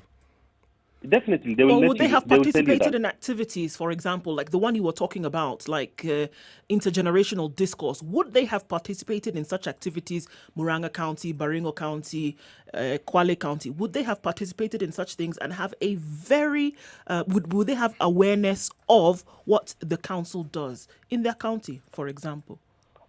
Actually, when you look at the county coverage, we've done almost 37 counties already in the country. So Baringo, you're talking about Tana River, Mombasa, Kwale, we've already engaged and we're already rolling out the same. So they will have the same representation about what we've been doing, what we are doing on the ground. And just to top it up, we also, whatever we are doing on the ground, we also manifest it on our social media platforms, so that it's not only the youth of Murang'a or Kwale or Baringo who is actually been able to take advantage of the program. Like the Mental Wellness Week that we are running, was being done in Kiambu County, but it was being broadcasted live across our social media platforms. So we stay on the ground, we may be able to reach 1,000 youth, but on social media, we target to reach like 50,000 and so. So that is what we do, and I believe that is the advocacy campaign that we're pushing. And in terms of, there's something also you asked in regards to a country where the aspirational model that you're speaking of has worked. When you look at the National Youth Council model, it's actually an aspiration by the African Charter. It was ratified by the African Union, and it's a model that is to be replicated across all the African states. And when you look at it, Rwanda has a model in place in terms of the same, although in terms of their representation, I think half of the representation is done by the youth, half is done by the president. Uganda is also the same, but a good model will be Ghana. Ghana has a very elaborate model, and Sierra Leone just did the elections in November last year, and it was a very great success. So it's a model that was ratified by the African Union, and it's a model to push for inclusivity and representation of the young people to be ratified across all states. So different states have taken different models, and but the best ideal model is to make sure that the young people themselves partake or take part in choosing their leader. That's very impressive. Now, you say that the elections will be held again soon for the new council to come in. Do you have the dates yet and the mechanics that is going to be used for the elections? That is going to be announced by the CS in I think in due course, because our Cabinet Secretary John Sheru is finalizing on the guidelines, and they should gazette them very soon. He's very passionate actually to finalize this election, and we should. Why should those guidelines be formulated by Cabinet Secretary or the PS at the end of a tenure of a council? Should not be in law and regulations in place. That is very clear. After X number of years, there will be new elections, and this is the modality of holding those elections. If we just want to leave it to the whims of a cabinet secretary, there could be elections and some time where things are just elections are not uniform, basically. Okay, when you look at it, we have the act that stipulates how the National Youth Council is governed. And in that act, there are some provisions that are the reserve of the cabinet secretary. Because when you look at the National Youth Council, we have the council, and then we have the ministry. The ministry is in charge of all acts in terms of amending the act, in terms of regulations, and in terms of guidelines. That is the sole responsibility of the ministry, and that is how the country Kenya is structured. And that's why when it comes to the election guidelines, the process is by the young people, because when you look at the process of coming up with the guidelines, it is we started the process by the young people in terms of drafting, in terms of public participation. The young people are the ones who actually gave their views. And then now the document was presented to the cabinet secretary, who together with the office of the AG is to look at it and then finally process it and then guidelines. So that is law, and that is our Kenyan law. It is not an issue that we are selectively choosing that this one must be done by the cabinet secretary. Okay. And then when you look at it, you can't put everything in the act, because then the act will not be able to be realized. Because some things have to be left to be regulated in terms of regulation guidelines, and others have to be in terms of guidelines. And that explains why at this process, it is the preview of the ministry to take leadership in terms of that. Because if you are to leave it to me, then I can change the model to favor me. I don't want to leave anything to you or the cabinet secretary. I want it to be clear in law and delegated legislation as well. Anyway, and just for clarification, it's not for him as a person. Right. It's for him as an office, as an institution, and as a ministry. Asante. Roy Telewa is the Chief Executive Officer of the National Youth Council. We've been talking about building resilience in youth, looking at the challenges and how the Youth Council operates. We hope to have more conversations with you as you gear towards having these elections. Like you said, creating awareness about the upcoming elections. And I'm looking forward to greater synergy in terms of advocacy for the young people with you. And thank you so much for having me. We're here for it. 27 minutes after 7. This is Kenya's biggest conversation, the Situation Room. Have you logged on to this Generation Next Challenge? It's a Kenya National Challenge, where the Kenya National Challenge empowers students in kindergarten all the way to 11th grade to acquire a deeper understanding of math, computer science, robotics, sharpen their computational skills, nurture their creative abilities by connecting math to real life. Very interesting one. When now that the kids are at home and you're looking at how to keep them engaged, you can just log on to generationnextchallenge.com. First up there, you register your child, and then they'll be able to access this information. It'll be exciting and interesting. I'll be telling you more about it. But first, let's take a break, see what's happening on the roads, and then we move on with the conversations. Good morning. Sugar and spice and everything nice, just the way you like it. The Spice Drive. Did you have a great day? I hope you did. I intend to make it better from 3 p.m. to 7 p.m. I'm going to be taking you home nice and chill. Everyone is welcome aboard. The hashtag is Spice Drive, and of course, SpiceFM KE on Facebook, Instagram, and Twitter. The Spice Drive with Monique. The official soundtrack of getting you where you need to be. This is the Situation Room. The only way to start your day. Spice up your life.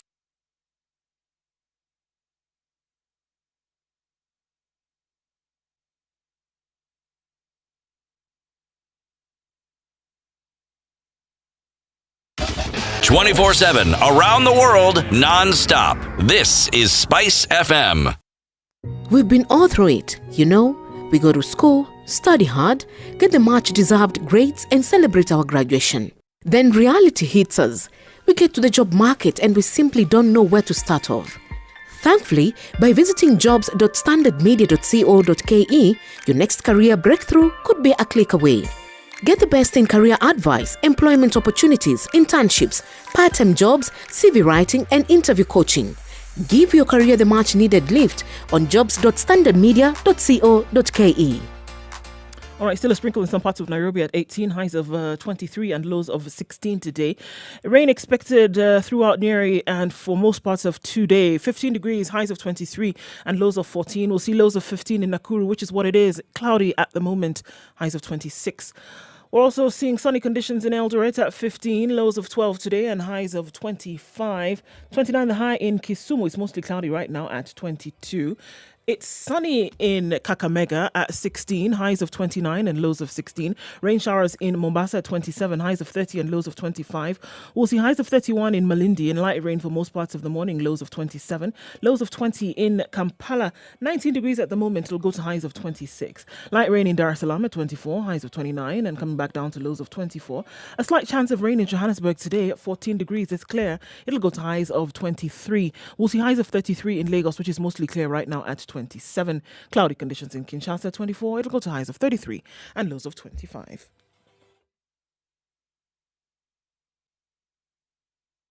Spice and everything nice. All right. Okay.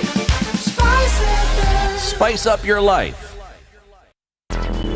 Traffic. What do we see today? Unfortunately, a bad accident in Westlands. A Matatu veers off the road today, right around Raptor Road, and that caused an accident there. It's causing some traffic also. Nyayo Stadium. An hour at the roundabout, guys. This is what it's looking like today. So, Mombasa Road, all the way from the SGR through to Nyayo Stadium, out into the CBD, and then further on into Westlands. It is a mishmash. Unfortunately, another accident on the Eastern Bypass today, slowing things down considerably for those who are joining. The Thika Superhighway coming into the CBD, not too bad. It's jammed on Kiambu Road, but something that you can actually sit through. Okay, so it's the heavy traffic that we're seeing on Mombasa Road today that is affecting everybody's psyche, because this will affect going to the Southern Bypass, coming from Tajmore. This will affect coming from Sakabanas. It will affect the Likoni interchange everywhere. You look on Mombasa Road today, it looks crazy. Let's talk about it, shall we? SpiceFM KE on Twitter. Text on 40127.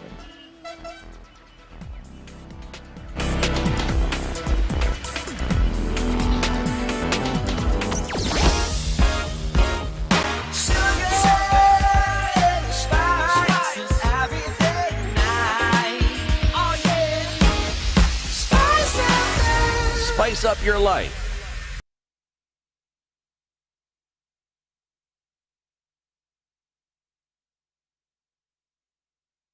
It is 28 minutes to 8 o'clock. This is Kenya's biggest conversation. In the room with you this morning is Nduoko, CT Muga, and Eric Latif. We are live on SpiceFM. We are live streaming the show, SpiceFM KE, on YouTube, Facebook, and Twitter. And we are also live on KTN Home. Those watching us on TV, a very good morning to you. This is your radio experience on TV. So, CT, let's talk about the Rotary Club. Let's. You know many people who are Rotarians. I do. And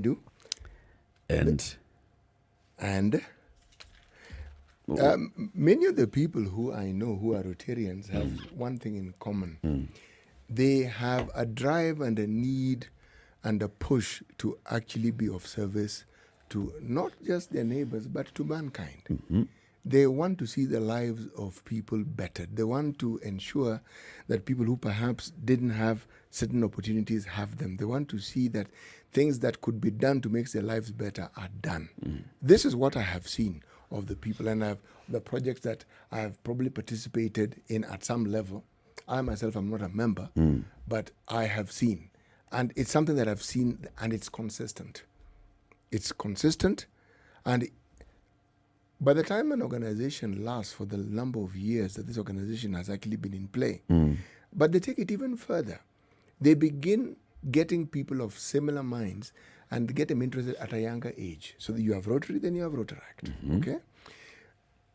Same purpose, same thinking. And in my mind, that's clear planning, because if somebody has an interest and you capture that interest at an early age, as they get older, they won't depart from that path. They will simply improve on whatever it is that they had set out to do in the first place. So those principles of minding your brothers and sisters, your neighbors, philanthropy, working towards a better good of those who are less fortunate, to put it simply, those who are less fortunate, and ensuring that you look at every aspect of it, and even among themselves, they have occasions when they have meetings that are usually a lunch meeting, and they will have experts and professionals who will come and talk to them about issues that are important and things that would educate, inform, and probably even encourage the members a little more. So they don't start and stop, and they don't talk. They talk, they do, and they continue talking and doing. Okay. So you hear of the very, very many Rotary clubs in the country. Rotary Club of here and there, Rotary. All of them are part of the Rotary District 9212, which covers Kenya, Ethiopia, South Sudan, and Eritrea. And they'll be holding the 96th annual conference from tomorrow, the 9th, up to the 10th, the Saturday. Okay? Dubbed Out of Africa Digital Extravaganza Like Never Before. This is the second time that this conference will be bringing together about 1,000 participants across the 4 countries, and it's going to be held virtually for the second time because, of course, of the corona pandemic. The person who is chairing this particular conference is now joining us on the line. His name is Paul Kasimu. Paul also doubles up as the Chief Human Resources Officer at Safaricom PLC. Paul, good morning, and thank you very much for joining us. Welcome to the Situation Room. Thank you, and good morning. Good morning. Now, we're just doing a bit of the introduction on the Rotary Club. The Rotary organization, the service organization, has millions of members across the globe. But let's just come into this district that you're calling the District 9212. Is it 912, 9212, 9212? 9212. I knew that. So... The conference that you're going to be holding from tomorrow and Saturday, it brings in members of the Rotary from around the region. Just tell us about that. Tell us about this organization, how this particular district then fits into the bigger Rotary organization, and how the clubs fit into the district. First, let me demystify Rotary. And the first bit is what is Rotary? And it is an international service organization whose purpose is to bring business and professional leaders in order to promote humanitarian service. So it is you and I, people of either business or profession, who come in together, and their main call to duty is service to mankind or humanity. And there's something we say, service above self. So when we come in, I think that that's a bigger piece, that it's non-political, it's non-religious. And our main focus is to ensure we have people of goodwill who advance peace around the world, but most importantly, serve humanity for lasting change. And later, I think I could talk to you about some of those areas that we serve humanity. Sure. We have about 1.2 million Rotarians across the world. And in our district, which is Kenya, Ethiopia, South Sudan, and Eritrea, we'll have about 3,500 members, people from different professions, and they come in and say, let's do service. Now, each year, Rotarians from that district, and there are several districts across the world, come in and say, have a networking session. They bring international speakers. They share best experience in terms of what they've done in terms of serving humanity, and have fun. And in this case, then we are having the 96th conference for the district, which is happening between tomorrow and Saturday. I remember, I just go back to maybe when I was young, and I would often accompany my father to Rotary meetings. We wait for him in the vehicle. Rotary meetings in Nigeria, and I remember very clearly 9110 was the number for Nigeria in that area. I remember that clearly. And most times I would ask myself, what exactly is going on here? It would seem like people in the particular professions come out and hang out for an evening or an afternoon, and then maybe they go off and they play golf or they go do something else. But then you realize later then what the objective really was, to help people out, to help the less fortunate in society and things like this. As you look at it today and what you will be doing now coming tomorrow, do you see that how Rotary has helped people in the past now is more glaring with the challenges the world has faced over the last 1.5 years?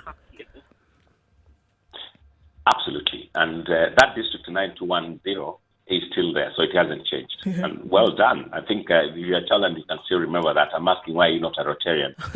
I think the first thing is about that piece of meeting weekly. So I think it's a habit. You can call it a ritual, but it is the habit of coming together to foster the ideal of service. And that's what we call the object of service. So people come in and acquaint as an opportunity for services where you can do service alone.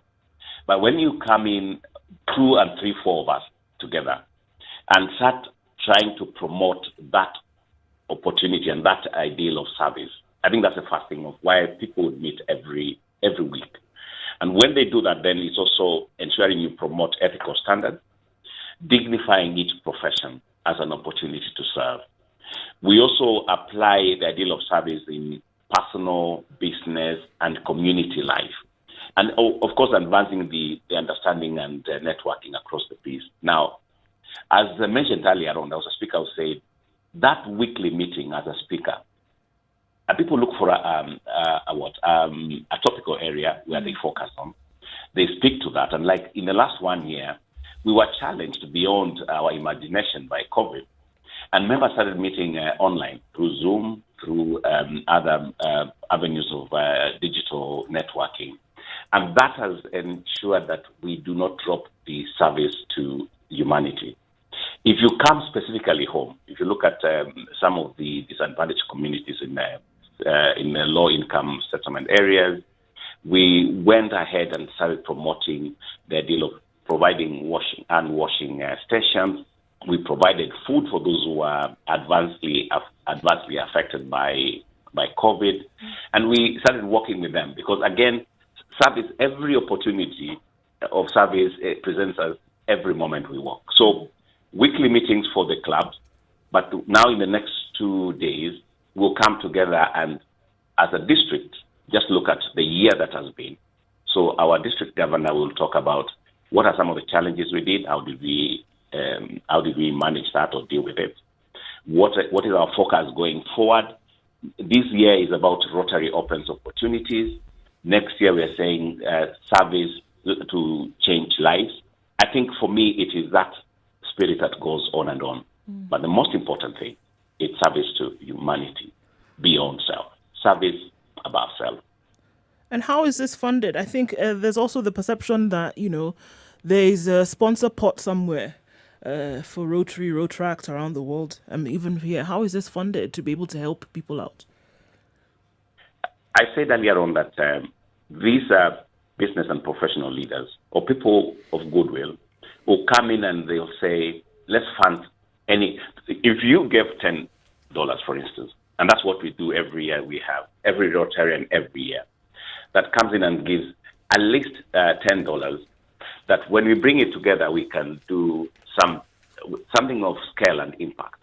So it is us as Rotarians who come in, self-deny, but also even call upon other people of goodwill to pull together, and we identify a project and we fund it ourselves. But also the good thing is that when we make that every Rotarian every year contribution, that money is pulled together, and Rotary International then can partner or can sponsor some of the district projects. We can also partner with other clubs elsewhere in the world. I'll give you an example. We had one in the Faroes in the desert, where the Rotary Club of Mupaiga partnered with a club in Israel to provide water irrigation and the drip irrigation for communities in Turkana.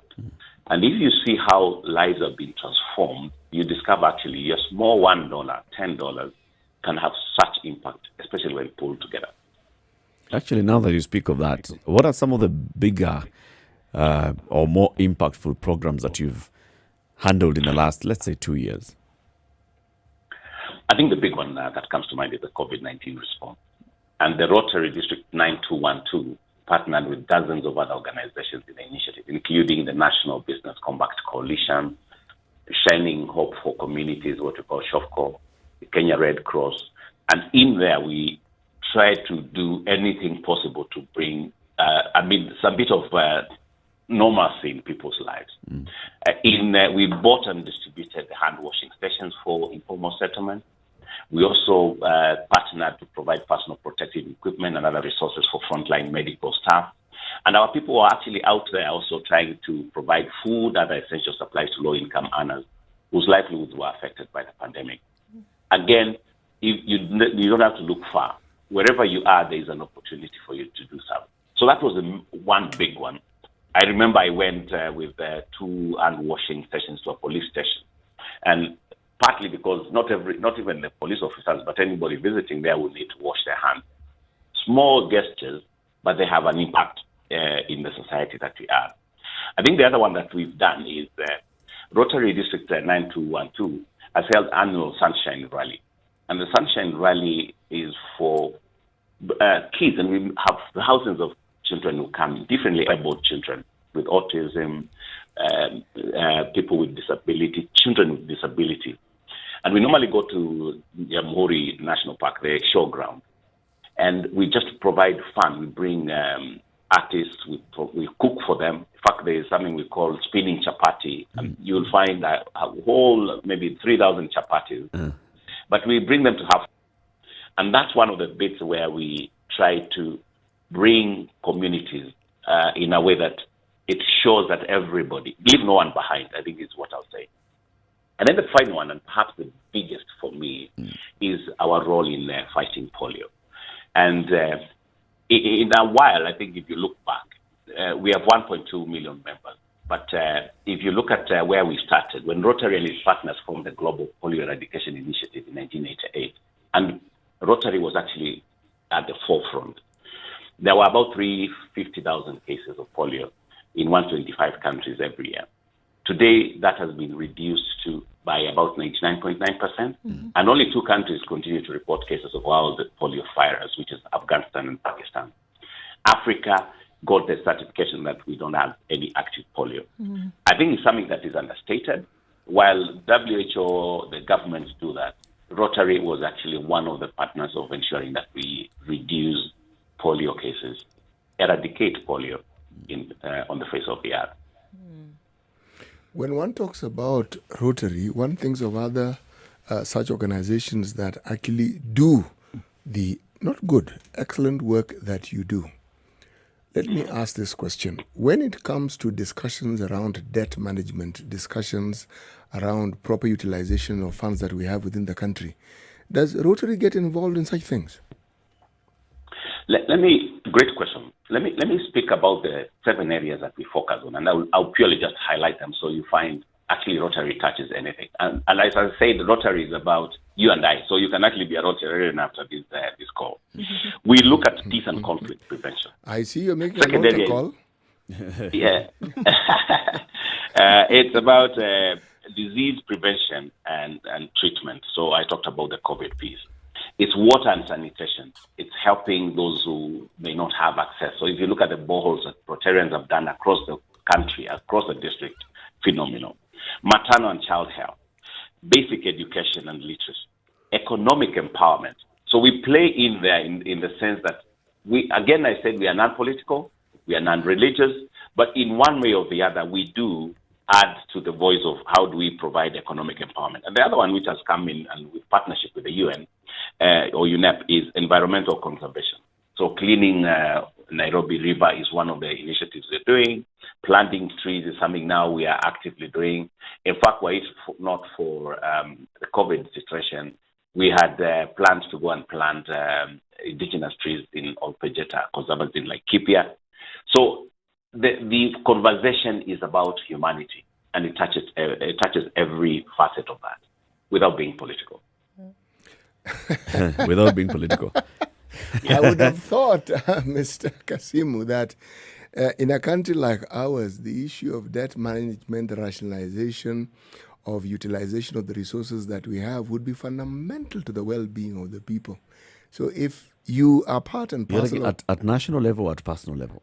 It doesn't really matter which level you take it at, because the thing that I am seeking to ask touches our lives to the very core. Now, if you're an organization that says and has been seen to do and does the things that they do, surely such a matter that really is at the heart of everything that we keep talking about, the disparities that make it possible for Rotary to do what they do, some of them would be lessened considerably if some discussions around some of these matters were not just talked about, but were brought into perspective. It is the reason why I asked the question. And as you say, Rotary has members from every walk of life. So surely among your members, there must be people who are finance experts and people who know exactly how this discussion should be framed. That is really why I asked the question. If I'm putting you on the spot, say so, and I will withdraw the question. No. I think the ideal of service, I said, is about personal, business, and community life. And we actually, in the weekly sessions, we have people who have come in and talked about the whole piece of even how do you manage finance? What does it mean? What is the outlook, and how can you contribute one way or the other? So I would say, have we spoken about public debt specifically? No. But have we talked about prudent financial management, how you can influence, especially how do you eradicate the evils in society? We've talked about compliance and discipline, corruption, how do we deal with that? And most importantly, because Rotarians are also people of influence, how do you influence the areas that you operate in? And how can you extend that beyond just where you are? So I think when I say service above self and creating lasting change, sustainable change, we do that. And earlier on, we talked of how do we even instill some of the discipline in our young brothers and sisters. We have interactors. These are the children in schools before they go to the university. And we also teach them the ideals of service. How do you do good? How do you undertake some of these service beyond yourself projects? And then for those after university or in university and just before 30, thereabout, we have the Rotaractors who are also coming to this event on tomorrow and Saturday. Our focus is not limited to any subject, but it talks about how you can do good and serve humanity without hesitation. I may have avoided your question, but I've answered it. I think there's still some bit of it that you can still delve into. Like you said, Paul, the Rotarians are people of influence. Now, look at yourself. You are Chief Human Resource Officer at Safaricom. You're an influencer of thousands of people within the organization and outside the organization. Your governor, Patrick Obath, is somebody who has worked in many organizations, is a chairman of various blue chip companies. So you guys are influencers. Are you able to influence your members, those especially who are in public service? Because you're talking about service beyond self. Then those who are in public service, are they actually practicing this service beyond self? Or do you see some members who are service inclusive of self and you want to, bring them to the line of the Rotary organization? The short answer to that is yes. And by the way, we have Rotarians from the public service. I used to work in the public service. But who says that society is a community of saints? So you will still find some people of goodwill, but the others will still have one or two bits. I think our belief is, especially when you foster the ideal of service, and that's what we teach across, is how do you provide ethical standards? How do you dignify each profession? If you're a policeman, and we have policemen who are Rotarians, how do you bring that to bear every day, everywhere? So I think it's the opportunity to serve. And you've seen, I saw a case of a police man, was it a man or a lady, policewoman, was carrying a kid for a mother who was doing her exam. Yep. And for me, that's what we do. I think for me, when, and this is now a personal belief, is in the society we have a problem of looking at what is wrong instead of what is missing. And for us then is to say what is missing in society, which means don't throw the baby out with the bathwater. Look at what is good and keep that. And then address what isn't. And of course, it's about mindset, it's about skill sets, it's about tool sets to enable people to be to pay the rent of life in a good way. Because I think the belief we have is that service is the rent you pay for being for occupying planet Earth. So I think for me that becomes then a philosophy. And if nothing else, this session that we're having, if it can also change you as you do your radio work, to do service and use every opportunity to serve humanity, then that for me is the ideal of being a Rotarian. Thank you very much, Paul. So as we conclude this conversation, tell us about the 96th conference that's going to take place tomorrow and Saturday. Is it only open to members of the Rotary Club or this particular Rotary district, or can any other person join in? anybody can join. And there is a link that we'll be providing, or actually, if you go to the DCA, which is District Conference and Assembly, at 9212, you can easily find a link that takes you there. So Rotarians, non-Rotarians are welcome. Now, what is exciting? For the very first time, we are doing a virtual digital event, totally virtual. It's exciting. It is fun. There's entertainment, but it's also educative. So we've looked for an array of speakers and picked 4 topics that we'll be doing between tomorrow and Saturday. The first 3, which we are doing tomorrow, is one on sustainability. And the main speaker there is Paul Pohlman, who is a former global CEO of Unilever. Mm-hmm. He's actually one of the authors of the Sustainable Development Goals, and a personal friend to our district governor, Patrick Obath, a personal friend to Kenya. I think that would be an exciting bit of how do you create sustainability? Because even a small thing like this conversation, how do you create this radio talk show to be a sustainable or to create sustainability in the society? So that will be one. The second one will be speaking to disruption. And we have Professor Bitange Demo talking about disruption and what other person can talk about disruption. And somebody who has been in the digital world, where now work is no longer a place, it's a space. We're in the 4th industrial revolution.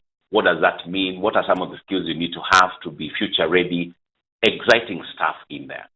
The third one will be youth, and we have Mariam Abdullahi of Google, who will be talking about youth, opportunities, possibilities that exist. How do you harness youth as a resource? Youth and leadership, anything you can think about for you.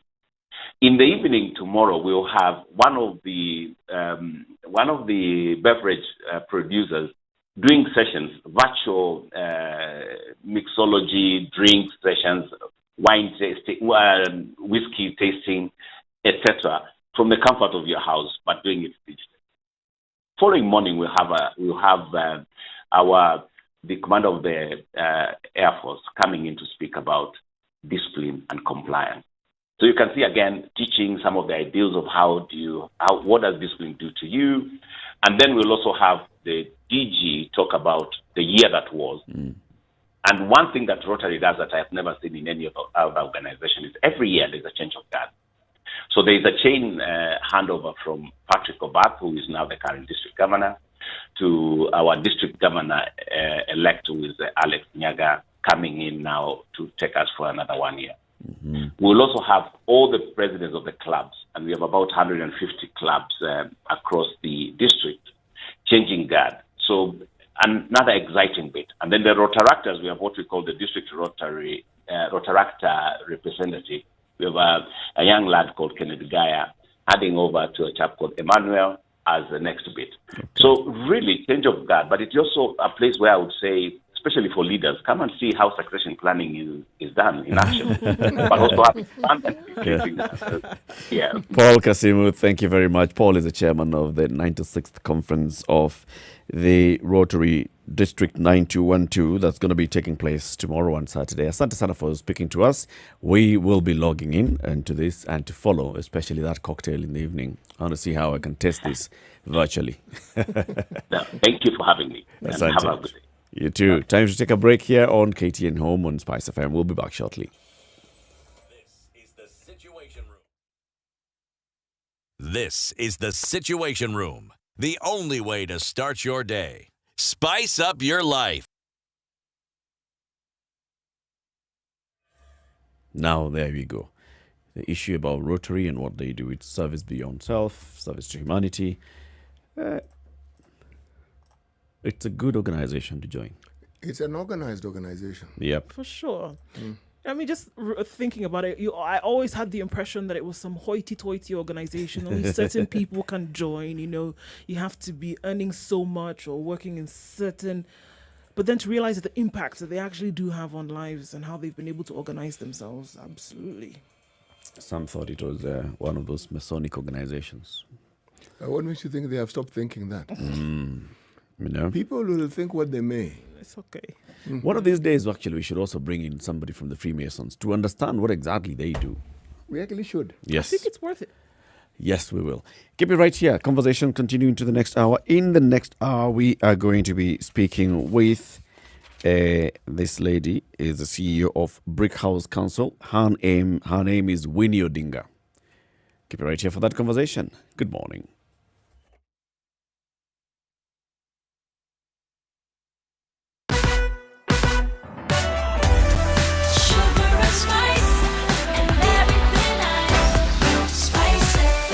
Spice up your life. 102.5 Spice FM, Kisumu. Okay, so what is it looking like now? 8 o'clock and right smack dab in the middle of traffic hour, guys. Mombasa Road, absolutely crazy. Nyayo Stadium is a mess. It's a sea and then it's a sea. So it's a sea water and then it's a sea vehicles. Everybody converging at that. Coming from Langata Road, coming from Bunyala Road, coming from, oh my goodness, it's crazy. So Syokimau, if you're trying to get to town, this is the route that some people are using. Syokimau, divert and go through industrial area to the city stadium, join those coming from Jogo Road and enter into town. My goodness, it's crazy. Thika Road this morning also slow. We're looking at Kiambu Road coming in quite hot actually. So it looks like there's craziness on the roads today. It looks like everybody has come back today. Why? What's going on, guys? Let's keep looking at it, but let's just try and be as careful as possible, realizing that the roads are really slippery with the rain. Visibility is actually poor, has been recorded around Kikuyu coming in through Westlands. So let's take note of that as well. Talk to us, guys. Should you get stuck anywhere? SpiceFM KE on Twitter. Text on 40127. Let's keep things moving this Thursday morning.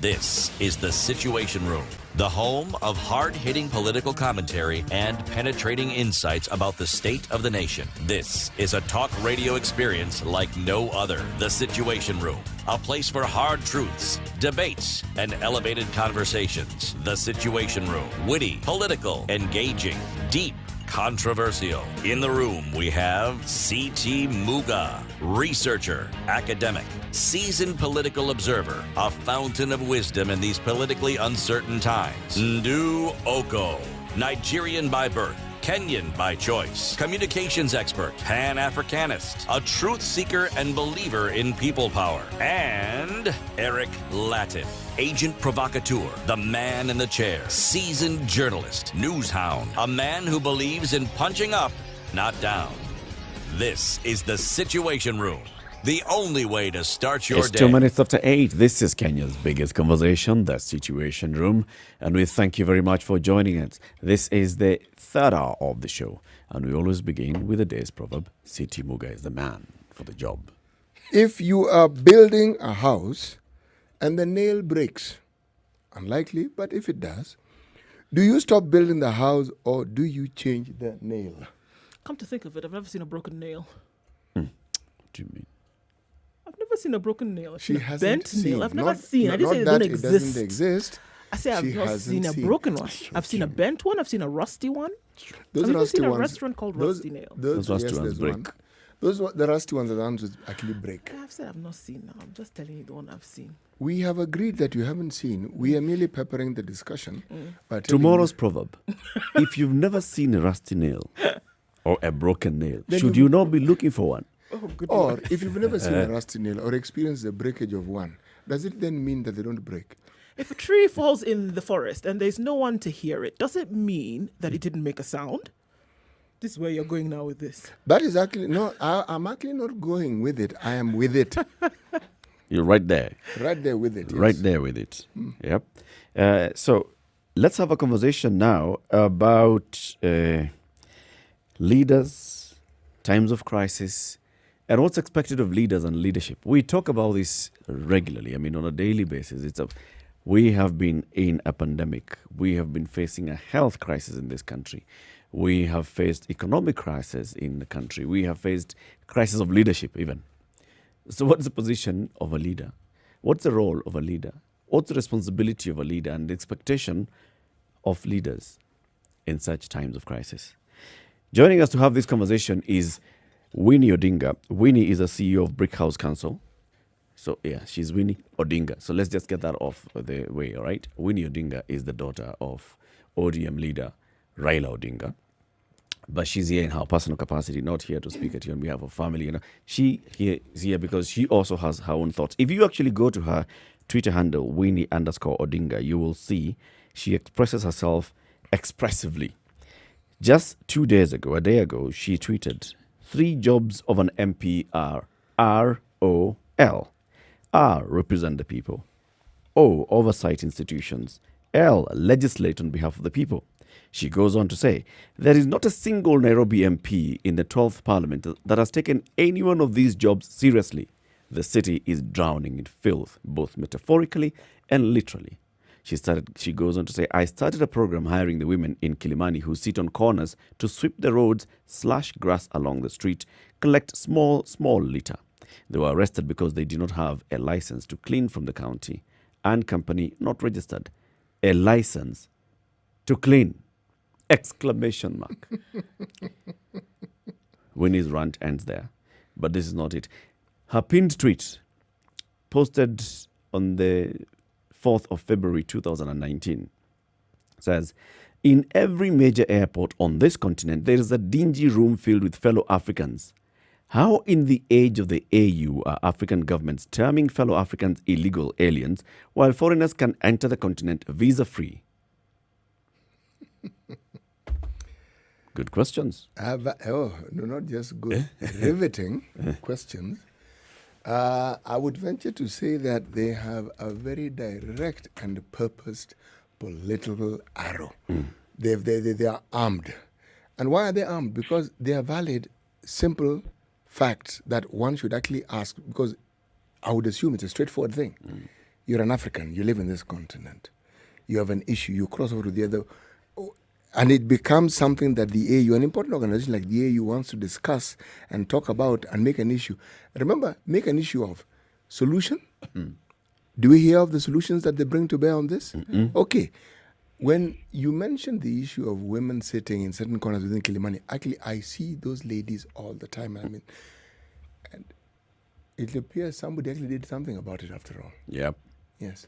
So somebody taking up this particular, job and saying, how can I come and work with these women and help them get the work that they deserve? And then Kanjo comes and says, oh, you don't have a license. Oh, you don't have a registered company. Oh, you don't have all this and the other. You should be formalized. And she went off. I responded to that tweet. And I agreed with what she was saying in terms of leadership and the role of representation and oversight and everything else. But I tweeted and responded and said, I agree, but I think actually the people that we should be looking at are the members of the County Assembly of Nairobi, because those are the ones that make the bylaws of Nairobi. Those are the ones that do all these things. We're going to have one-on-one with Winnie on this. Winnie, welcome to the show. Good morning. Good to have you. Good morning. Good morning. Thank you very much for having me this morning. So let's just start off with this one. You are clearly at your wit's end by the time you're going to tweet and say, come on, really? But why did you pick on members of parliament? You said not a single member of parliament in Nairobi. Let's count them. There are 17 constituencies in Nairobi. We have 1 woman rep in Nairobi. We have 1 senator in Nairobi. 19 in total. Plus now we have some very many nominated MPs. I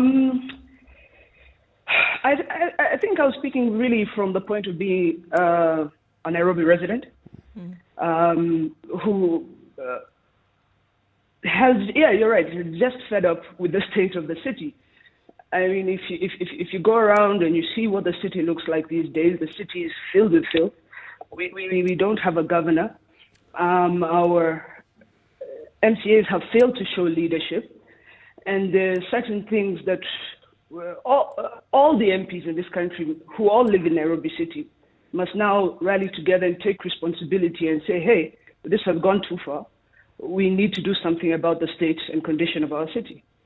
Winnie, let me ask you this question. If they were to take their duties seriously, or if they were to begin taking their duties seriously, what then would we expect to see that would demonstrate that indeed they are taking their duties seriously? I mean, there's certain things you can do. For example, when we talk of roads, incomplete roads or road projects, for example, you look at Ngong Road.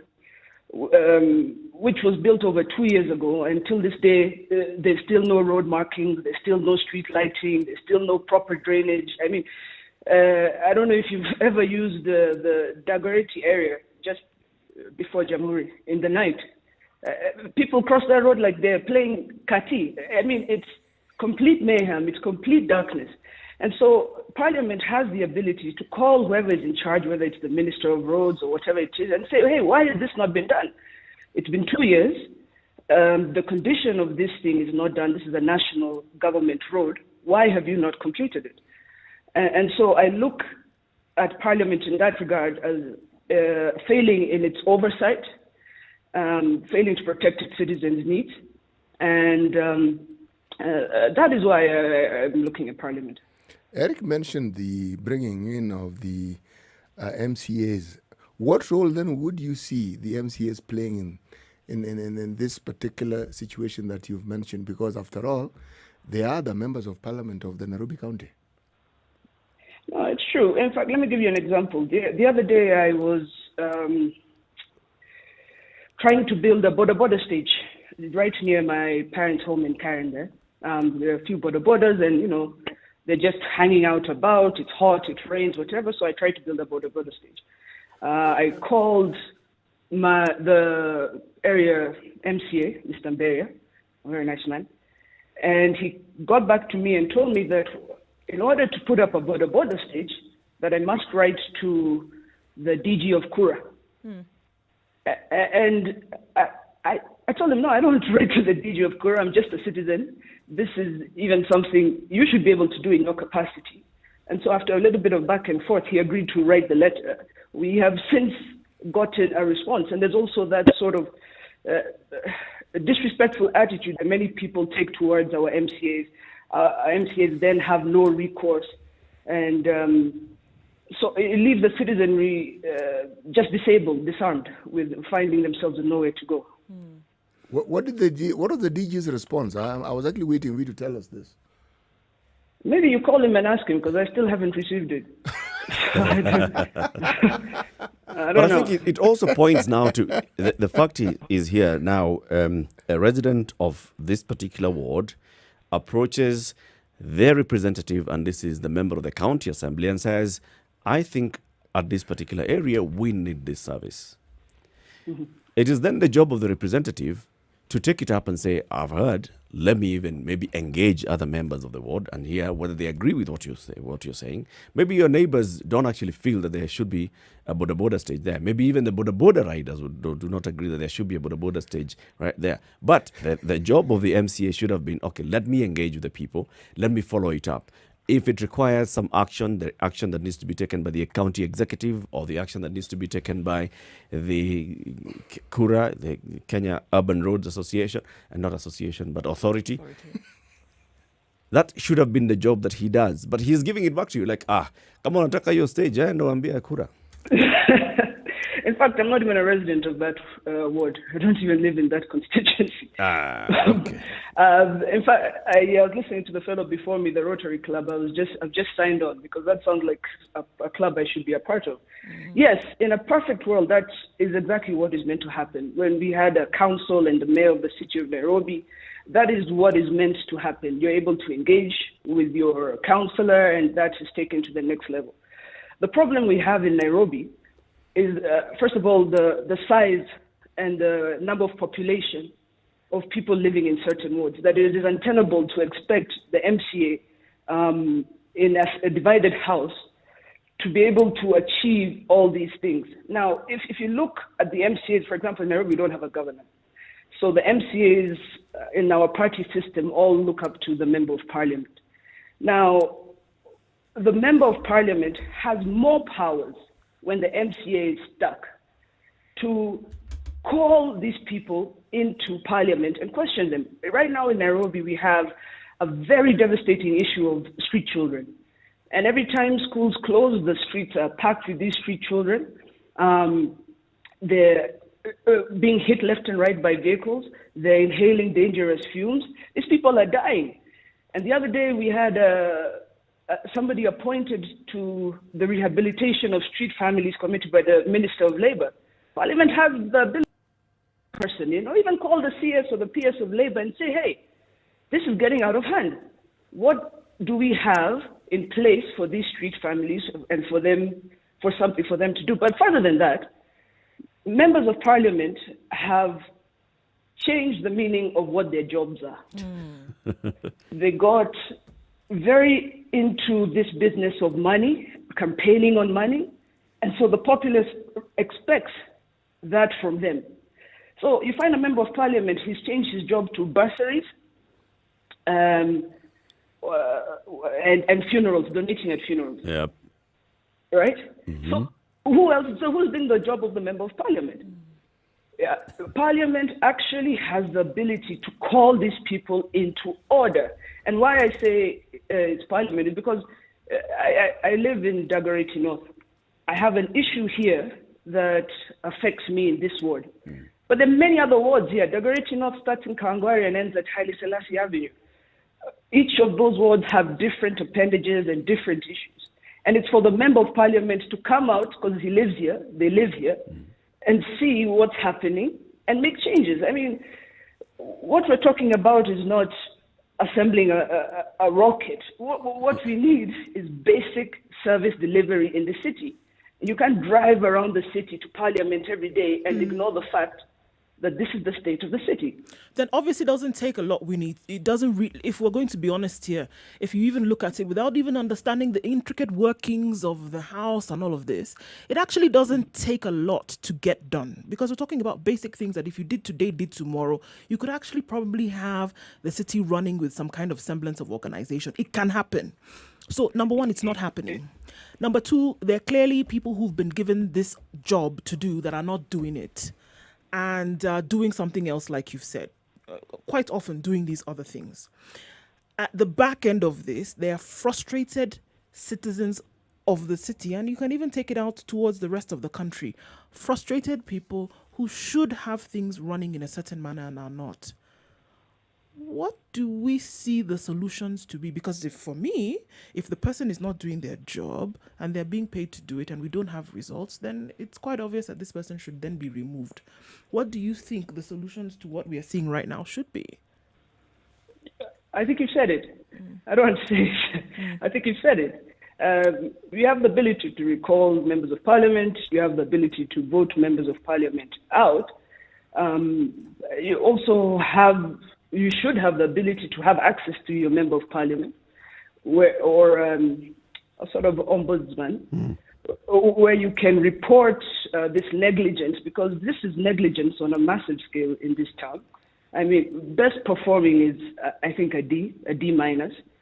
And let's also not forget that parliamentarians are also given something called CDF, which in our system of government should not even really occur. It should be a county government function. Yep. So what happens with CDF? There are no social amenities. There are no parks. There are no...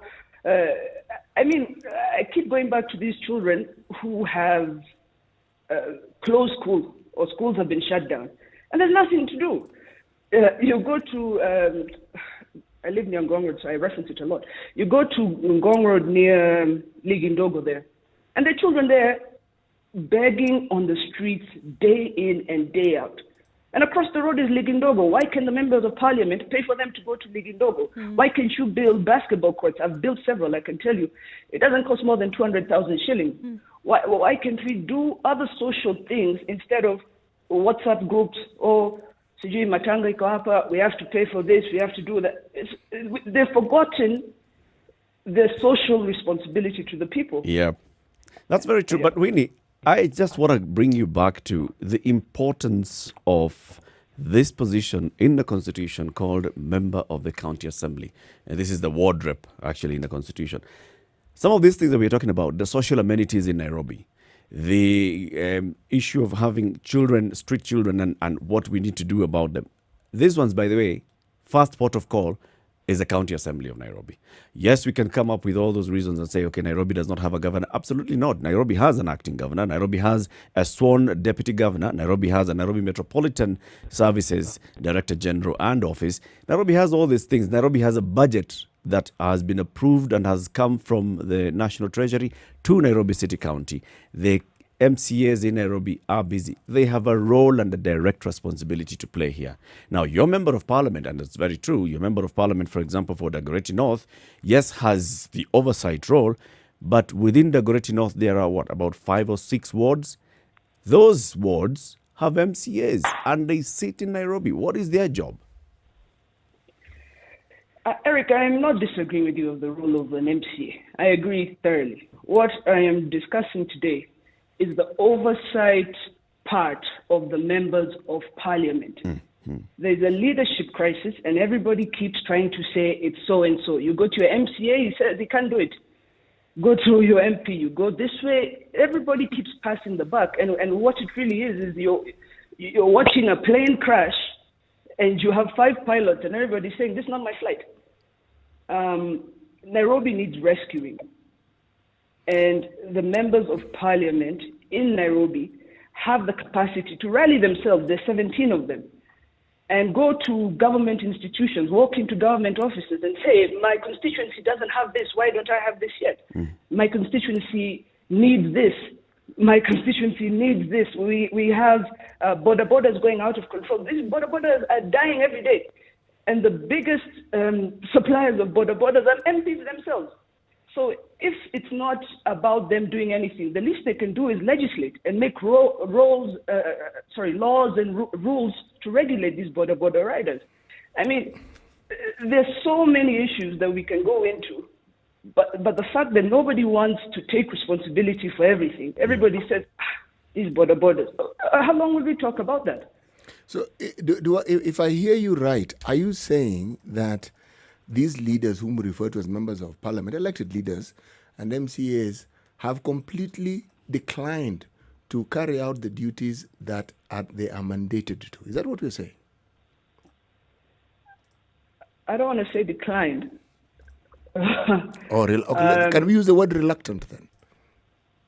I think so. I believe they've become reluctant and perhaps overwhelmed. Perhaps overwhelmed. Why would you say they're overwhelmed, Winnie? No, I don't know why they're overwhelmed. They're busy doing other things. I don't know why they're overwhelmed with doing other business that's actually not their core responsibility. Yeah. Yeah. You know, every time these MPs, you hear them going on benchmarking trips, benchmarking to far west and eastern countries, first world countries. And then they come back and they do nothing with it. What's the point of benchmarking for that? If that's the case, benchmark in Zimbabwe or in Somalia, because that's where you're taking us. Go see what those cities are when there's complete negligence, complete lack of responsibility by government. That is where we're heading. So all these members of parliament, these benchmarking trips, we want to see tangible things in the city. This is very simple things we're discussing. We're talking about street lighting. A member of, that is not even an MCA, a member of parliament can call in whoever it is now, Kura, whoever, nobody even knows with all these departments, and ask, why is this major highway still dark? Why do we not have these sidewalks for our people to walk on? Why do we not have these things? Because right now you'll have a road. You're told it's Kura, it's Kenha that's doing it. The sidewalk apparently belongs to nobody. You're told it's the county government that's doing it. The county government is telling you, no, we only do the drainage. So you have to do that. And you're just going back and forth. I mean, the failure is in government institutions. And the role of parliament is to check those government institutions. The failure is not on the part of the MCA. We have actually, lit a light and a fire under the seats of members of parliament for a while on this show. And every time we speak to members of parliament, we ask them, so why are you not doing what you should be doing?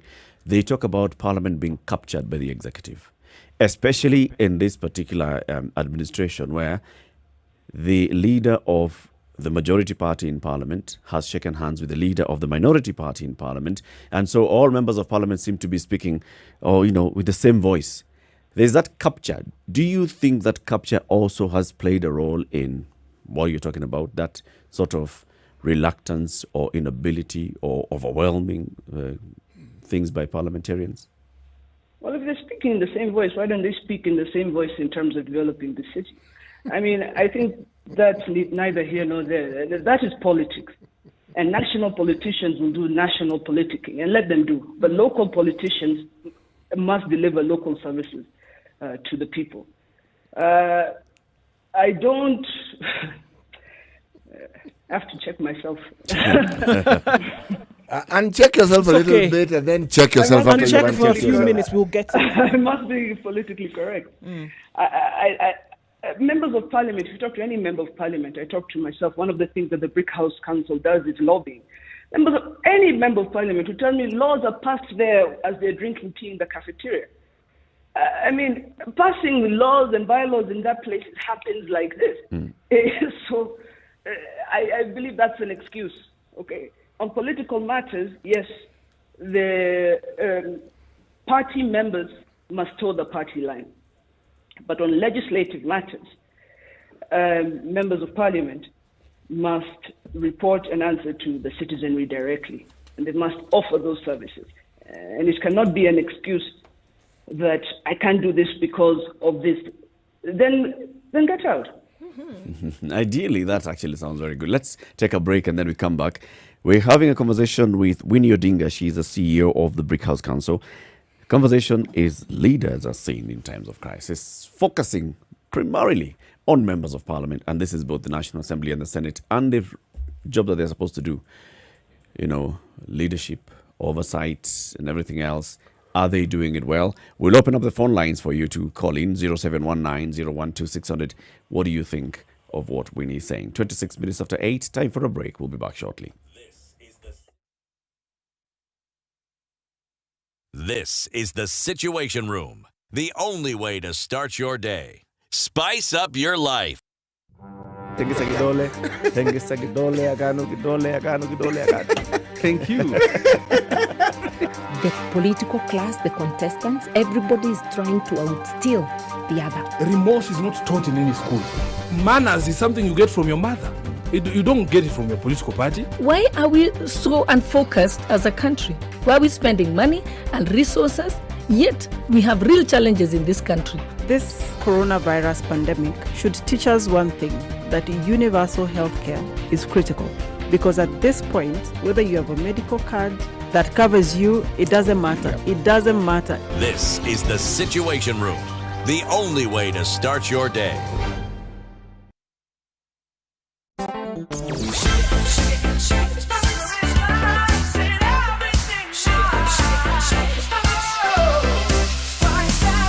Okay, spice up your certain parts of Nairobi this morning. 16 the low, highs of 23 today. 23 will be the high recorded in Nyeri today. It's raining at 16 as well. Partly sunny conditions in Nakuru, highs of 26 and lows of 15. It's mostly cloudy in Eldoret at 17, highs of 25, lows of 12 today. 20 the low. In Kisumu, it's sunny at 22. Mostly sunny in Kakamega at 19, highs of 29 and lows of 16. Where in Mombasa, it's raining at 26. We'll see highs of 30 and lows of 25. Lows of 27 were recorded in Malindi. It's raining now at 28. Mostly sunny conditions in Kampala at 21. We'll see highs of 26. And we'll see highs of 29 in Dar es Salaam, where it's raining at 24. Sunny conditions in Joburg at 14, highs of 23 and lows of 13. It's mostly clear in Lagos at 26, highs of 34 and lows of 27. And we'll also see highs of 33 in Kinshasa, where it's sunny right now at 23.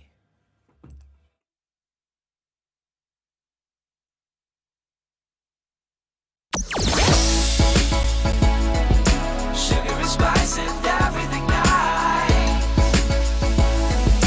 SpiceFM. Spice up your life. All right, so what are we looking at for traffic now? Again, guys, Mombasa Road today, absolute mess. It's going to be that way for some time.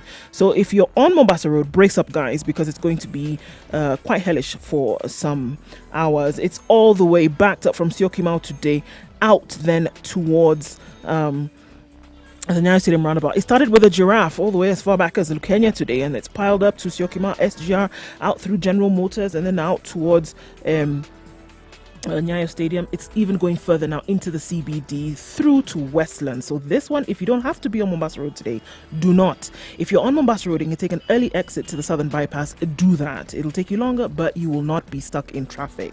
All right. Coming off of Kiambu Road onto the Thika Superhighway, it's going to take you some time as well. It's slow. It's moving, but it's quite slow. Jogo Road into the city using Landis Road, bumper to bumper in some parts, but you should be okay. Industrial area jam-packed between Likoni towards Lunga Lunga. The interchange as you then get onto Likoni is quite something as well. That's what it looks like, guys. We're trying to keep it moving as best we can. You find a good route, let us know and we'll share. SpiceFM KE on Twitter. Text on 40127.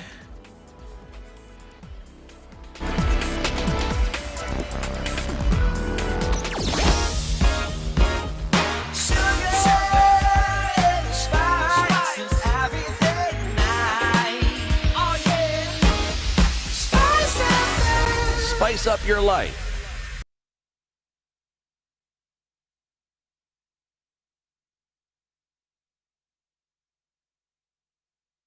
It's 8:30. This is the Situation Room, Kenya's biggest conversation. In the room with you this and every weekday morning is CT Muga, Ndu Oko, Eric Latif. And joining us on the line is Winnie Odinga, the CEO of Brick House Council. She basically is an activist on matters governance. And I think this thing just runs in the blood. It's in the DNA from all the days of before independence, the days of Adonija, Jaramogi, Oginga Odinga, to granddaughter Winnie. It's there. Speaking, shooting from the hip, saying this parliament basically is at a point where we are not getting ROI. We have invested heavily on members of parliament. On a regular basis, on a daily basis, we are actually spending a lot of money to maintain Parliament, but the job that parliamentarians should be doing, we're not getting what they should be doing on a daily basis. We talked about this just the other day. Kenyans on Twitter lighting a fire and making a lot of noise at the IMF and then asking ourselves, but when you talk about the money that has been borrowed and has not been utilized, or we don't know the utilization of that money, in some cases we actually have seen some scandals. Parliamentarians, in their oversight role, have failed. You know, it is of interest. We talked about it and said that the IMF would be deaf to... Oh no, the IMF responded. They actually responded to the noise, if I may refer to it, that the Kenyans made, and they explained why it is that loan is important and how it is that it's going to keep away the wolves that are actually threatening to overrun this particular country. They responded. So yes, if the MPs, now these are locals whom we voted for, were actually doing what they were supposed to do, perhaps some oversight, perhaps some of these issues that bring about the discussions about loans and the management of money in this country would be of a different nature and not the ones that we keep talking about over and over and over again. But then the question I want to ask Winnie is this: Winnie, at what point do such concerns become a subject of social concern, and at what point do they become political? In your view? Well, I believe all these problems have become one of the biggest problems that we're seeing, one of the biggest indicators that we're seeing of a citizenry that is lost all faith in their leadership is that Twitter or hashtag or petition or whatever it is, or all the things that we see on social media. The people have just completely given up hope. So, I mean, this to see people talk directly to the IMF on a national scale because they have no faith, not only in the government, but once the money reaches here, who it will go to, where it will go to. And I think we've reached a very sad and dangerous place in this country. I think we've reached a crisis of leadership. The dangerous place, it looks like that spot between where people are fed up and then where people actually begin to revolt. I think this is the spot where a lot of the revolutions that we've seen around countries, people got to the point whereby they were fed up. But then it needed some action to actually show this fed upness, if we can call it that. And then you have people spilling out into the streets that we've seen in many other countries and saying, you know what, we're fed up, yes, but we need to actually see something being done about this. Do you think Kenyans will get to that point whereby, yes, we're fed up and we can't take it anymore, and we're going to start to demand for change more than an activist here, an activist there, but people rallying together and saying, in as much as we are fed up, we now need something done about this? Is Kenya at that spot? Are Kenyans at that spot where you say, fed up, now let's see something done? I think human nature dictates that as an inevitability. I don't believe we're there at this moment. Kenyans are very quite protective of their country and really only use that as a means of last resort. Yes, but certainly we've seen countries all over the world that people thought were prospering and doing very well. I mean, the Arab Spring started on Twitter, an organization of Twitter, of something as fast as that. Certainly, if things continue moving in a negative direction, if nobody shows leadership on even the basic of services, nature abhors a vacuum. So, and I don't want to be told I've begun a process. I'm trying to answer your question as best I can. You're not beginning it. Basically, you're just speaking what many other people have spoken, and that's why we're in fact, I really wish I had put a disclaimer for myself that the views expressed by Winnie Odinga belong to Winnie Odinga alone. Yeah. Okay.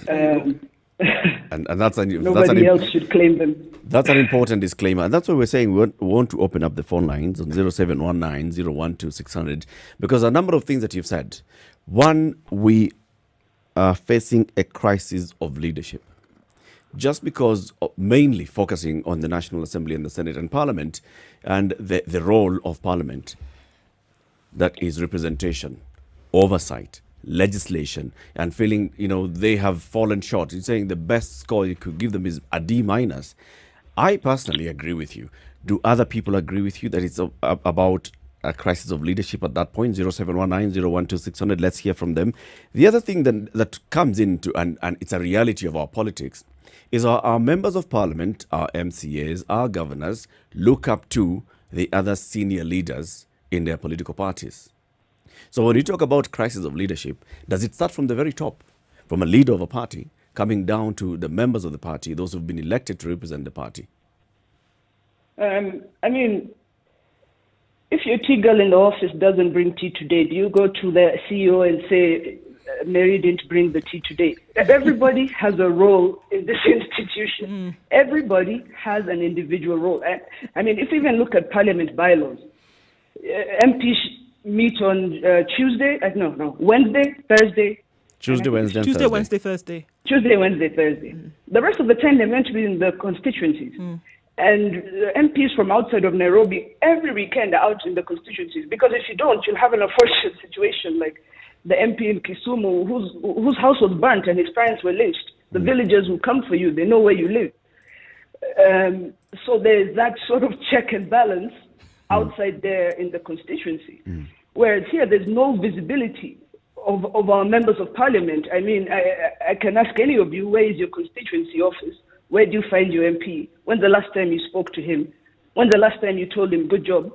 When's the last time your MP, he or she, impressed you in the city of Nairobi?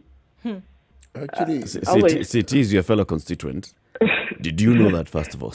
Actually, it's a revelation to me, because I know my MP by name. I work in Kibra. I know my MP by name. My MC, I have no clue who that person is. None whatsoever. As for constituency office, I think the closest I get to that is I know the chief's office. It's interesting that you say that, Winnie, because I mean, the road in the area where we live is it's not a road, right? And so we got so tired over and over, people having to fix their vehicles. So we said, let's go to the county office to ask, and they said, okay, we'll get to it, kind of thing. So we had to, contribute money to at least have the road graded so people could use the road to get to and from where they were going. And it was very interesting because we had the Member of Parliament and the MCA contribute to the kitty as well. They used the road and they felt, okay, you know what? Rather than lobby for this thing to actually get fixed on a national or even county level, they're saying, you know what? Let's give the 1,500 shillings and contribute to this kitty. And then they kept quiet about it thereafter. Should that issue not have been addressed at the time the estate was being built? You're putting up an estate. Exactly. And all these people are going to live there. It started from there, trust me. Surely, shouldn't there be a road that is not passable? Should there be a decent road? Motorable road. And that borders an international airport in a major hub city. Yes, I mean, surely, how did that person end up having those houses built, finished, completed, and there was no road that actually, a passable road that leads to it? There's no zoning, there's no... Again, failure by the county assemblies. Let's go to the phone lines because I have a number of people on the line. Charity in Ruiru, good morning. Good morning. How are you today? I'm fine. How are you guys? Hi. We are well, thank you. Okay. Now, I think we are asking questions to somebody who cannot actually answer. Because, to be honest, this is the mistake that we do. I don't think she has ever, or she knows what it means to lack. And this is what we have to do away with dynasty families because they don't know the problems that we have down here. So there is no way they can give us a solution. It is ridiculous. We are doing mistakes over and over again. All right. Since you clearly state that you are not dynasty, as we call it, how would you address some of these issues that Winnie has been trying to address? Because you are not dynasty, and I assume you also understand the plight of people who are not dynasty. I think it is a time in our country that we choose people who have really, they know problems from the ground. We are making mistakes. Do you suppose that members of parliament, all of them that have been elected from the 290 constituencies, yes, are all dynasties? No, they're not all dynasties, but I don't think they have. We choose our leaders based on basis of, the party they're in and the tribe they're in. That is the most. What can I say? The problems we have here. Okay. So what the message actually I'm hearing you saying, Charity, is let's look deeper as we elect our leaders. Let's see a leader who resonates with our problems. But the question is, how deeper is this deeper? Because if you look at the turnover of our elected leaders, it is high. It tells you that just tells you that we're just changing, but we are not looking deep enough. How do we know they're not looking deep enough? Because that rate, over 70%. You're not. So Charity She's a perfect example. You brought somebody who doesn't even know problem. She's not an elected member. She's not an elected leader. And then surely, Charity, how do you know that she does not have any understanding of problems? She does not know how to. How do you know, Has she Charity? ever slept hungry? Have you? Has she ever slept hungry? Have you? Yes. Okay. Now, because of sleeping hungry, Charity, if you were elected a member of parliament for Ruiru, yes, what would you do different? What I'll do different? Yes. I'll work with the people. How? If you put me there, then I'm going to show you how. All right. Sawa. Okay. Sawa. Thank you, Charity. Thank you for calling. Let's hear from Anthony in Mombasa. Do I get a right to respond? Yes, you'll respond to all of them. Let's just first of all pick a number. And then Anthony in Mombasa, good morning. Good morning. How are you? Very well. City, how are you? I am very well, Anthony. Thank you for asking. And how are you doing today? I'm doing fine. Ndu, how are you? Very well, thank you. I congratulate you for pronouncing my name very well. And Madam Winnie, how are you? I'm fine, thank you. How are you? Mzuri sana. First, before I comment, I'd just like to flash back to yesterday a little bit. As we were discussing, pale Kenya imetufikisha, somebody parked his car kwa bridge ya Nyeri bridge na akaruka akaacha bibi yake kwa gari. hapo ndipo shida zimetufikisha. Mhm. Come to today. Do you remember another Kikuyu proverb I gave you the other day? And I told you, ile gothua ndongoria itikinyagira nyeki. Mhm. When the leader limps, the rest won't find greener pastures. Mhm. When we elect leaders, the problem with Kenya, we've been electing tumbocrats. People who only mind their stomachs. When they get there, when it comes to legislative, they sideline with which side of their bread is buttered. You saw it the other day with the MCAs. Most of the MCAs were vocal and critical about the BBI. But immediately they were offered the cars, they all sang one tune, regardless of what Wajiko wants. That's the biggest problem we have. And I tend to concur with Charity a bit. We have leaders up there who don't know what it is to sleep hungry. They've never experienced it. They don't know it. Maybe some of them have walked out there and seen the poverty. I won't clearly say Winnie is a dynasty. Whether she comes from that family, maybe out of her life, maybe she's been with people who know, who are in abject poverty. Maybe she's met them. And she's seen how they are living. But Winnie is not on our government. She's not one of the decision makers. So we cannot pin her, we cannot blame her. We are talking about the leaders we have. When they come up with the solutions to some of the problems, especially what we are currently going on through now. If a leader knows how it pains to sleep hungry, some of these things they've come up with, it should not have come. They should have come up with those things with solutions to that person who has nothing to eat. So somebody yesterday was calling there and saying, we cannot just put the country at risk just because some few people are going hungry. Seriously. So those people are going hungry, they should die to protect the others from the disease. Remember, Anthony, one of the things we encourage on this show is for people to actually air out their views. That particular individual was airing out their views, and it is good that you're airing yours, and it's in contradiction to what he was saying. That's true. Let's go to another caller. Robert in Kwale, good morning. Good morning, Situation Room team. Good morning. Good morning.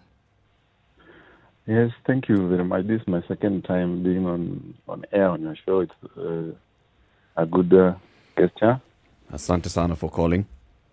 And I want to say that I work with the government. I want to say where. And I've been on the ground for the last 14 years. I've visited places which are very remote. And I've seen Kenyans living different lifestyles. When I come to Nairobi, you find people driving big cars. When you go to the ground, somebody has nothing, absolutely nothing.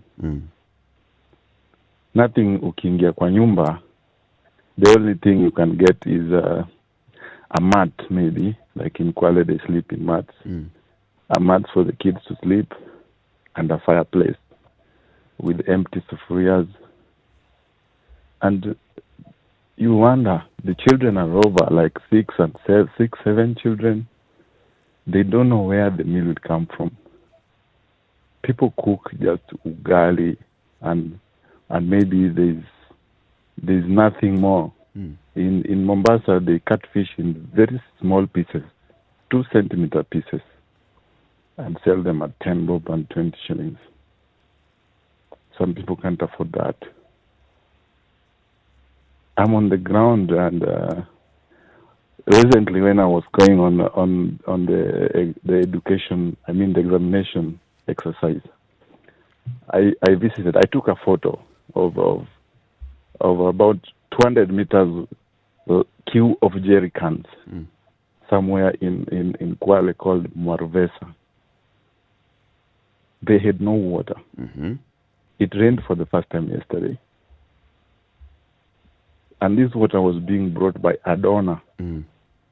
I don't want to say the donor. Maybe it will bring some. Maybe Robert, maybe if I may ask you, Robert. Yes.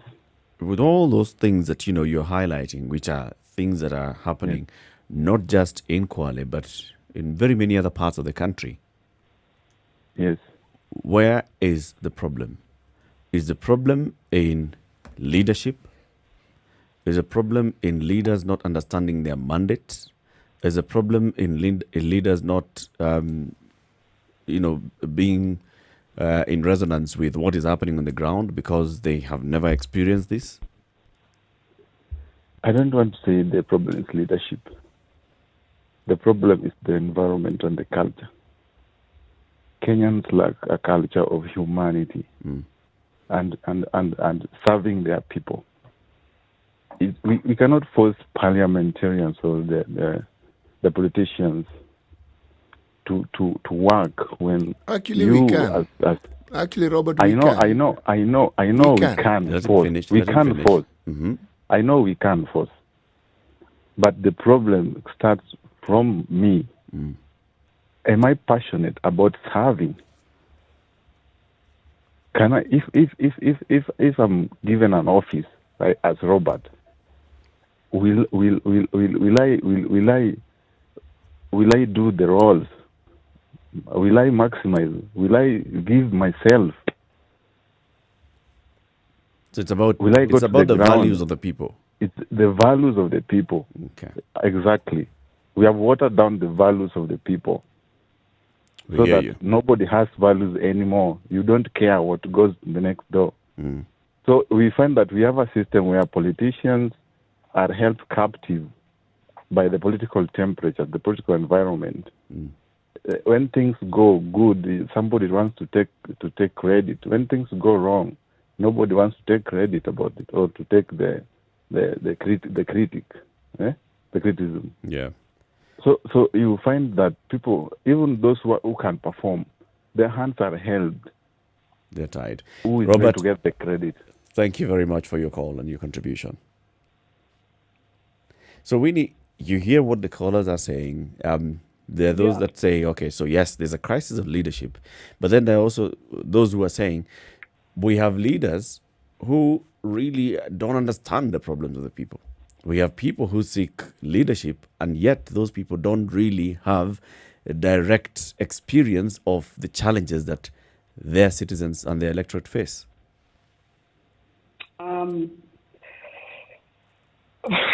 Yes, absolutely.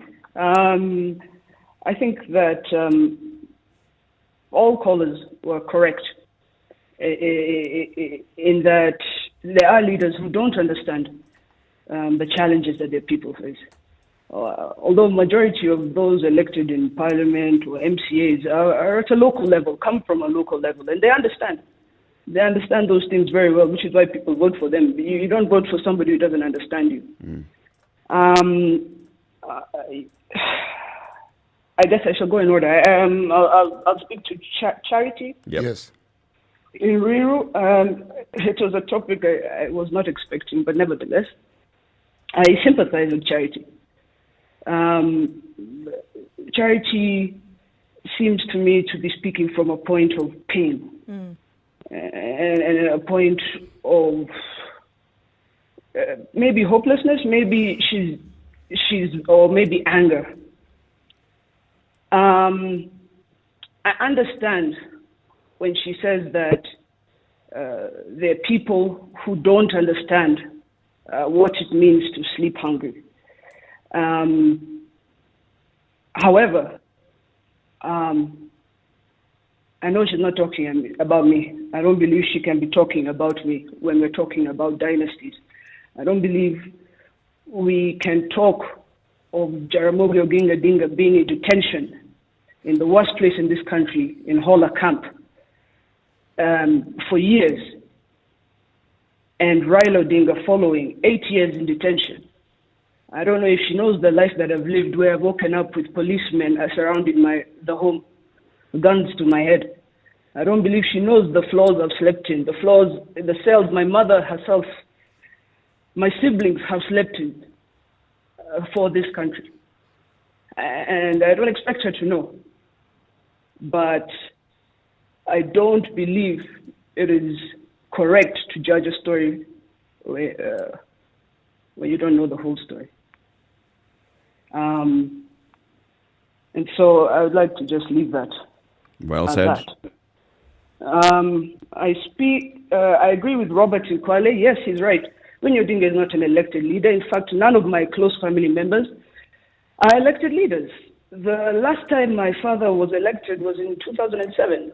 Since 2013, he has not been an elected leader. And really, the onus cannot be on Winnie and her views to make the change. In my private capacity, yes, which goes on to the third caller who says we're lacking humanity. We're lacking humanity for one another.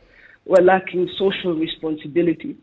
And he went on to speak of deep, deep social issues and extreme poverty that is faced in this country. And I think the question of those issues is not what really is to be discussed anymore. The issue we need to be discussing is solutions. And I think I've lost you. I can't hear you. No, we're here. We're here. So what would the solution then be? Well, the solutions are what I was talking about. Leadership. Okay. So how do we get our leaders to do what they're supposed to do?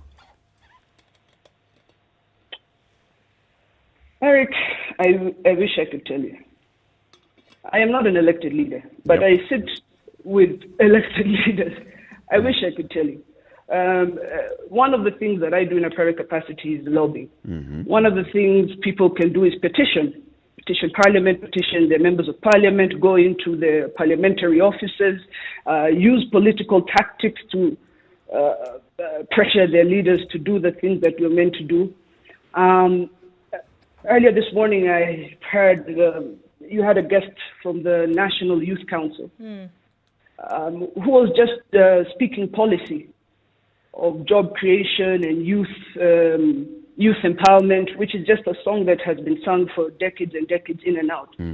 One of the things I would do if I was in charge would, first of all, would be break down the youth commission. Youth is not one homogeneous thing. To say that somebody who's just turned 18 from Nyeri Gulf is the same as somebody living in Westlands who has a 2-car household and 2 children that go to Kilimani Junior Primary. It is not the same. You have different age sets, different age groups. You have rural, urban, separate categories. And it would not be, for me, something that would be in a ministry. It wouldn't be the Ministry of Youth and Gender. Those each would be departments. Ages this to this. Now, over-reliance on internet, creating more access, internet access for young people. More technical schools.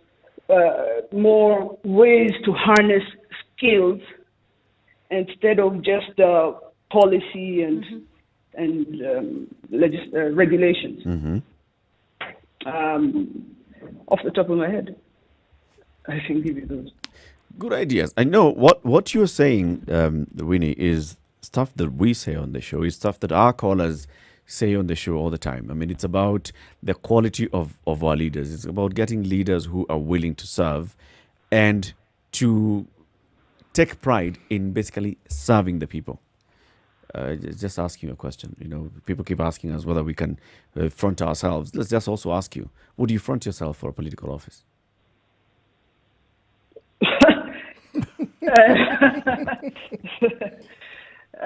But Charity told me I have no right.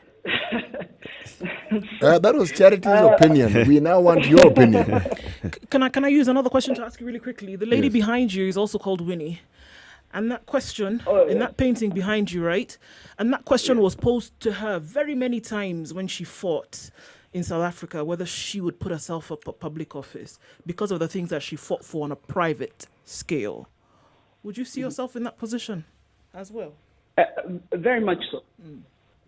In terms of Winnie Mandela, that is certainly one of my North Stars when it comes to service for the people. I've done it. I've always done it. I'll always continue to do it. and I don't plan on stopping anytime soon. And like I told you, I just joined the Rotary Club as we were this morning. As we were talking here, as we were talking here, I just sent the form, so I hope they accept you. Okay. Thank you very much, Winnie. Thank you for joining us, and thank you for speaking to us. Winnie is the CEO of Brick House Council. She is passionate, as you've heard, on matters of governance, on matters of public service, on matters of what the citizens should expect of their leaders. So as we are facing a crisis of leadership, especially in our elected leaders in Parliament. And I personally, Winnie, agree with you 100%. Have a good day. We hope to speak with you again soon. Thank you very much. Good day, guys. Bye-bye. Asante sana. Thank you, Winnie. And time for us to say thank you and goodbye to our audience on KTN Home. But you can switch over to SpiceFM 94.4 in Nairobi. We're in Mombasa at 7.9, 102.5 in Kisumu, 96.0 in Nakuru, 96.7 in Eldoret, Nyeri 90.9, and Malindi 97.7. In the next hour, we speak with Dr. Mercy Korir. So these vaccines, so far we are still at about, 300,000 people? Out of a target of 540,000 people. So what's happening? There's some counties like Nyamira that have not yet done 300 people. Good morning. We'll be discussing that shortly. It's now 9 o'clock.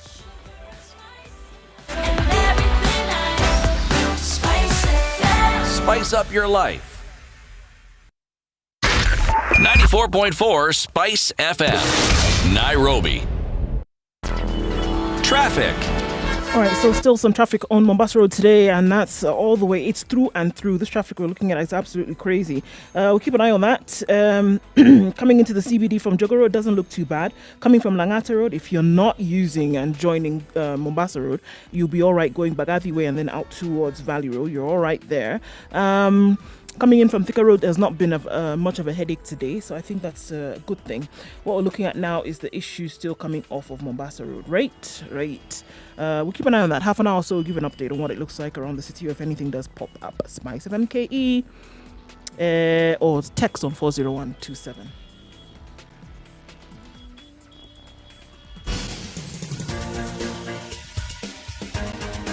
This is The Situation Room, the home of hard-hitting political commentary and penetrating insights about the state of the nation. This is a talk radio experience like no other. The Situation Room, a place for hard truths, debates, and elevated conversations. The Situation Room, witty, political, engaging, deep, controversial. In the room, we have C.T. Muga, researcher, academic, seasoned political observer, a fountain of wisdom in these politically uncertain times. Ndu Oko, Nigerian by birth, Kenyan by choice, communications expert, Pan-Africanist, a truth seeker and believer in people power, and Eric Latif, agent provocateur, the man in the chair, seasoned journalist, news hound, a man who believes in punching up, not down.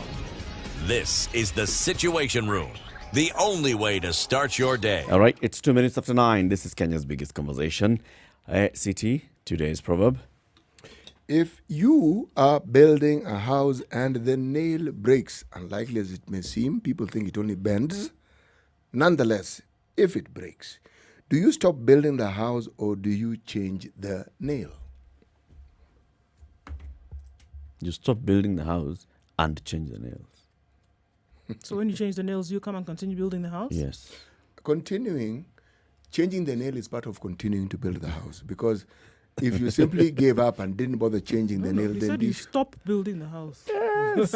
Oh, I heard him very correctly. Sequentially. I heard him very correctly. You stop everything you're doing, review all the nails that you have, and then now make a decision either to continue or completely stop. So consider. Maybe this is a sign from the gods.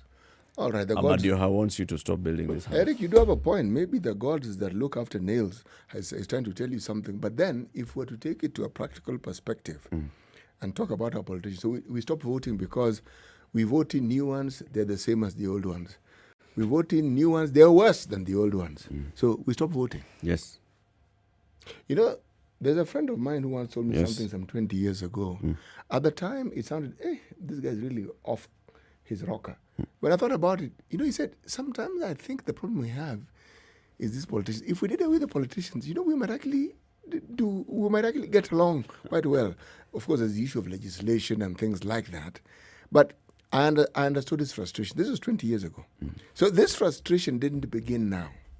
It's just that we are more, as are the MPs. The issues that require their attention are more. And we've said this before. The issues that require their attention are more. The small ones they didn't do anything. Actually, it appears like this. We have a situation where we are talking about something completely different. We expect one thing. The leaders get elected and they know they are supposed to do something else. So, by the way, while they're doing what they're supposed to do, they may look into They may touch on one or two things. They might touch on one or two on your things. list. Yes. But by and large, they're busy. They're actually they're on course. They're doing what they're supposed to do. And they approach the things that you think they're supposed to do for you by talking to you about it. And as far as they're concerned, see, they've talked to you about it. That should be enough. Yes. That should be enough.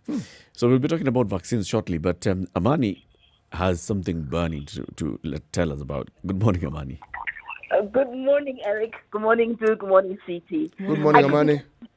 Your lines were so full, so packed, so I couldn't get through when Winnie was there. Yeah. So basically, what I wanted to say was that perhaps we should really invoke the right of recall, which is the Article 104 on the Constitution. So when MPs don't deliver as expected, they are recalled. Because we cannot depend on people's goodwill. The law is there to enforce things. The law has coercive power, which I and you do not have. When the law is being used properly, it has coercive power. And we should subject ourselves to it. I know Kenyans are basically a lawless society, but that is what we have to get right. Our leaders go in there basically for their own personal benefit. Yes, they know the talk. They talk so well. They're brilliant talkers. They're intelligent. They know the issues, but they don't have the heart of service. That they're going in there to serve the people, not themselves and their cronies and their families, and a smattering of a little project there, a little project there that is not transformative for the society or the community. So I think we really just have to get that recall thing in place. Yeah, and insist on service. And the Constitution actually says leadership is about service. That's it's true. Service leadership. So we actually have it right. We're so brilliant as Kenyans. We know exactly what needs to be done. Yeah, of course. When it comes to writing things down, Yes. friend, we can even tell you how to go to the moon. Absolutely. And then launch from the moon, go to Mars, and then launch from Mars, go all the way, and come back, and what you'll feed on your way. And well, Absolutely brilliant. We're absolutely brilliant. God has empowered us with intelligence and knowledge. However, service, that's where we fall down flat. Yes. Implementation. And that is why the recall button is so critical. Because it tells the MP, to any leader, if you don't deliver, you're going home. That's true. Thank you, Amani, and thank you for your call. Thank you. Asante Have sana. a blessed day. Bye. Asante sana. Cheers. So let's talk about vaccine rollout. Page 2 of the Standard today. A report by Mercy Kahenda, Clement Masombo, Eric Abuga, Abdumalik Hajir, Kennedy Gashohe, Michael Saitoti, Nico Tanui, Erastus Mulo is looking at vaccine rollout across the various counties. Yesterday, the Council of Governors, chair of the Health Committee, was addressing the media, and he was giving the update on what the counties are doing to combat COVID-19, and also about the vaccination drive. And then now the story by these writers in the Standard is looking at, so what's happening? A report on the uptake of COVID-19 vaccine indicates that northern frontier counties are lagging behind. We'll look at them. Then also let's look at counties such as Nyamira, where out of the 800 or so people who've been vaccinated in Nyamira, less than 200 are workers in the medical field. And according to the CEO, the chief officer in Nyeri County in charge of health, Jack Magara, he's attributing this to a slow rate of vaccination among medical workers to the stringent protocols followed in administering vaccines alongside other programs like sensitization of the populations and ensuring there's no interference in workflows in the respective departments. I don't understand that, but okay, let's just continue. In the North Rift, health officials have resorted to community mobilization to boost uptake of this vaccine. We are talking about counties such as Turkana, where the governor and the county commissioner are at the forefront of sensitizing the people and saying, come. Nakuru County received 30,000 doses. They've already so far administered over 23,000, close to 24,000 of those doses, 90% uptake. Now, there are some counties that are doing very well. And then some counties that are not doing so well. 9,934 Kericho residents have been vaccinated so far. County received 12,000 vaccines. Machakos, low uptake of COVID vaccination has largely been linked to shortage of the vaccine. As of yesterday, 9,000 people had been vaccinated in Machakos County. The county has so far received only 11,000 doses of the vaccine. So there's a whole issue of the distribution, that whole logistics, distribution and taking them to the health facilities, and then there's an issue of sensitization of the people so that they know you're supposed to come and receive the vaccine. It's a whole different story. Let's speak though to the health and science editor for the Standard Group, and this is Dr. Mercy Korir. She's on the line. Dr. Good morning. Good morning, Eric. Good morning, Good morning, CT. Good morning. Morning, Mercy. It's good to be back in the Situation Room. Mercy. You have basically Mercy. Surely, Mercy. You have abandoned us. How can I abandon my own home? Anyway. Oh, it's possible. No. We know you. We interact with you in various other fora, and we know the information that what you're working on a regular basis, and you've been very, very, very busy. Eric is giving you, is cutting you a break here, definitely. Yes, I'm still loyal. You're still loyal. Good. I will withdraw from the trajectory I'd begun on. Dr. Korir is our peeps. Karibu sana. Asante. Let's first of all start with the confusion yesterday, Dr. Mercy, if you don't mind.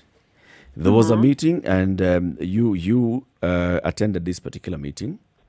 Yes. A deputy director at the Pharmacy and Poisons Board gives some statistics, and that whole information just spins out of control. What is the information that was given, and what is in the correct position?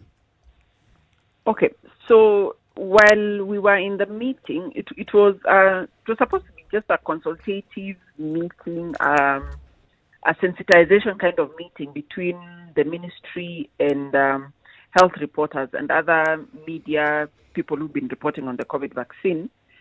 So while he was actually doing his presentation, he gets information that, there looks like there's a report of a death.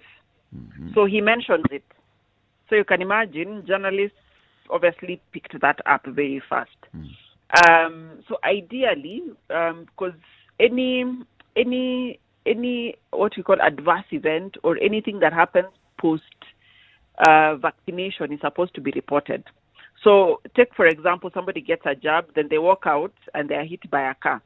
It's supposed to be reported because we don't know, did they become dizzy? Did it affect their eyesight? You have to investigate and find out, was this accident somehow related to the vaccine? So that information had just come in. So they're not even gone to find out the details of what happened. And if you see the media houses, which had already gone with that story, retracted and later on clarified the issues. So what had actually happened was there was a lady who had gotten the vaccine. Then I think she was pregnant. So then she suffered a miscarriage. And I think in the process of the miscarriage, this is now where I'm still yet to get clarity. But the information I got was in the process of miscarriage, she lost her life. So that was reported. So they were still trying to establish whether this is in any way related to the vaccine. But later on in the day, they said, it was a misreporting. So I'm still to find out what exactly. What does misreporting mean? Yeah. So did it find its way into the vaccine system instead of the usual DHIS system? Yeah. I don't know. So that's now the thing. But as it is, I think we can confidently and authoritatively report that there's been no COVID vaccine-related deaths at all in Kenya. In Kenya, or anywhere for that matter. There hasn't been any. Dr. The fear is still there, especially with these links to the Oxford AstraZeneca vaccine that, so with that here, the scare, and of course it went like wildfire really quickly. But then what happens in other parts of the world right now, from France to the UK to Scandinavian countries, there is, they say, the necessity to look into this now and say and see if there is a link then between those who had been vaccinated and those who died from this blood clot condition. The World Health Organization continues to say that this is safe. CDC continues to say that this is safe. There should be no problem with this.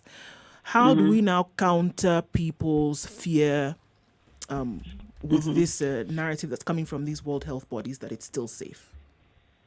But then, if I may add on to this, let me just add on to this question of Nduz. Yeah? How then do you also divorce the issue of the vaccine from the actually effects that COVID actually has on the human body and what it actually does even prior to the vaccination? As to, is it that this vaccination then speeds up something that was already happening, or does it just come full term? It was happening because of the COVID infection or the interference of COVID. That is what I wanted to add. Okay. I think I will start with your CT. As you can imagine, everyone is still finding out about COVID and then now about the vaccination. This vaccination exercise and the emergency use authorization across the world, to me, is like a very big phase 3 clinical trial where, remember the vaccines we are using currently was because of data of about 40,000, 50,000 people. Now we are doing millions of people. So we are bound to obviously pick out things that we couldn't have picked out among the 40,000 people. The clotting obviously was something of concern because one of the things that we had found out about COVID infection last year and even this year is that it causes a likelihood of clotting or clotting tendencies. So when this was reported in relation to the vaccination, obviously it was something to look into.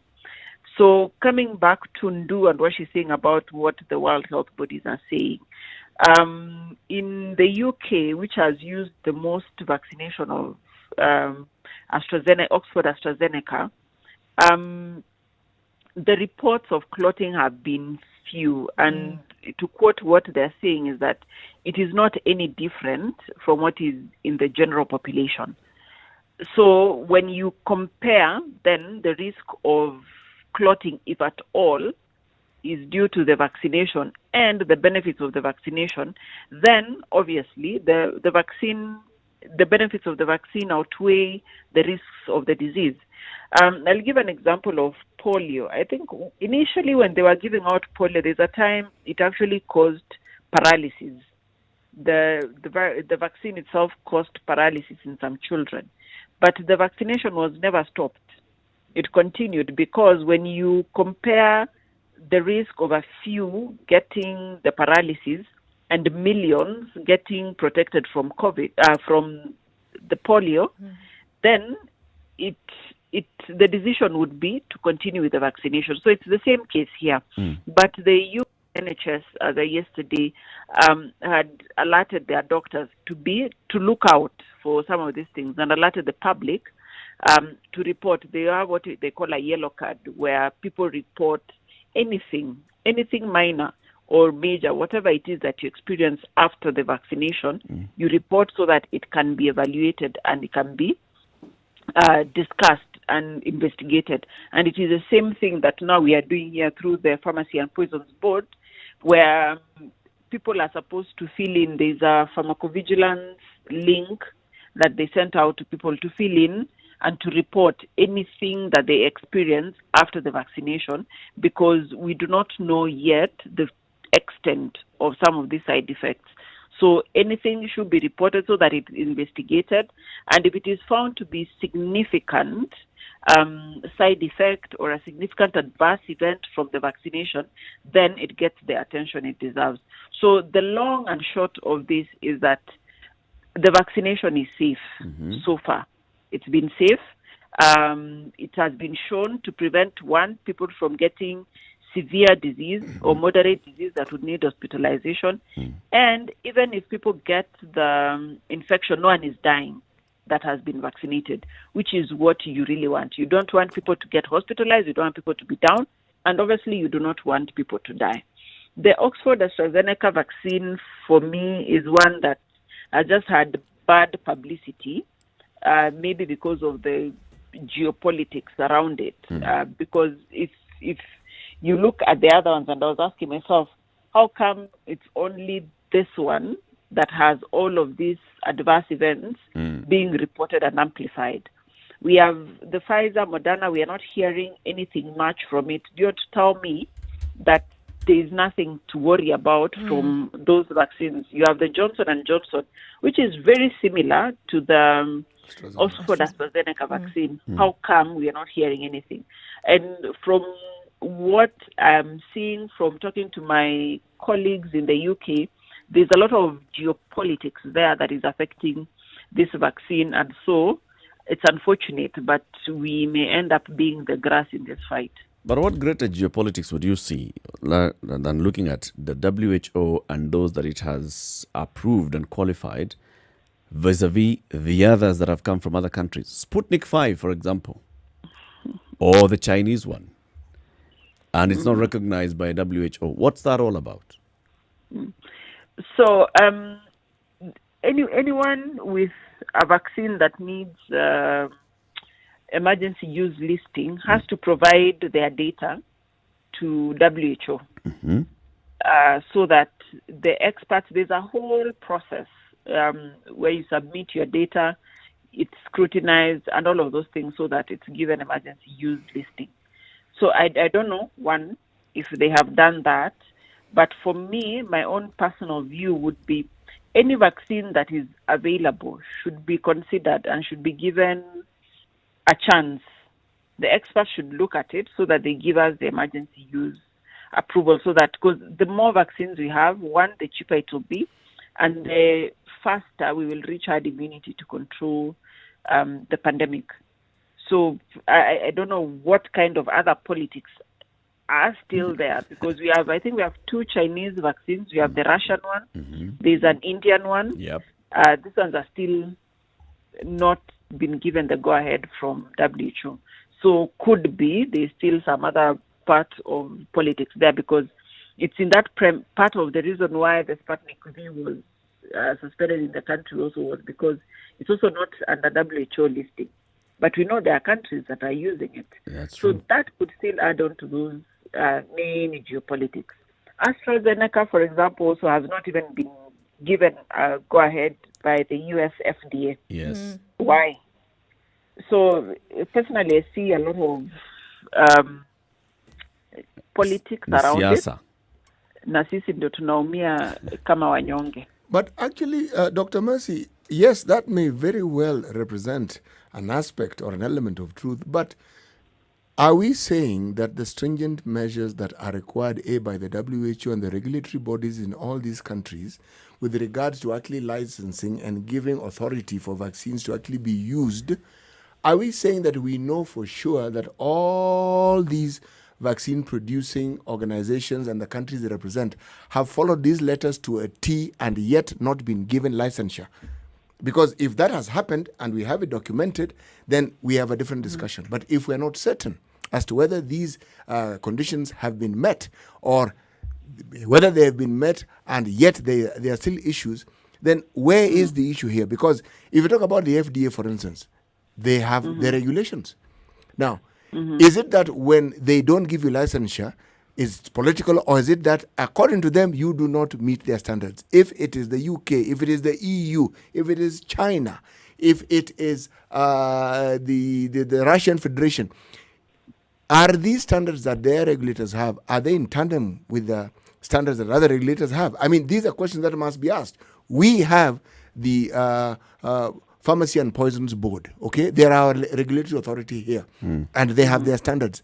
Are we saying that all the standards they have for not just vaccines but medicines, are they in tandem with WHO standards? Are they in tandem with FDA standards? Why do I ask this?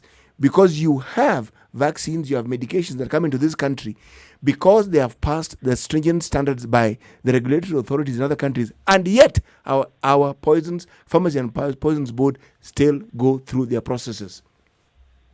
Mm-hmm. So, okay, yeah, you raised some key points. One is WHO listing when medicine or vaccines, any other commodity is under WHO listing, it sort of gives it like a stamp of approval and shortens the period in which the country's own regulatory body can review or approve that particular commodity. So for the vaccine, for example, talking to some of the people at PPB, those that have gotten WHO approval means that WHO has gone through the clinical data, findings, and everything that is needed.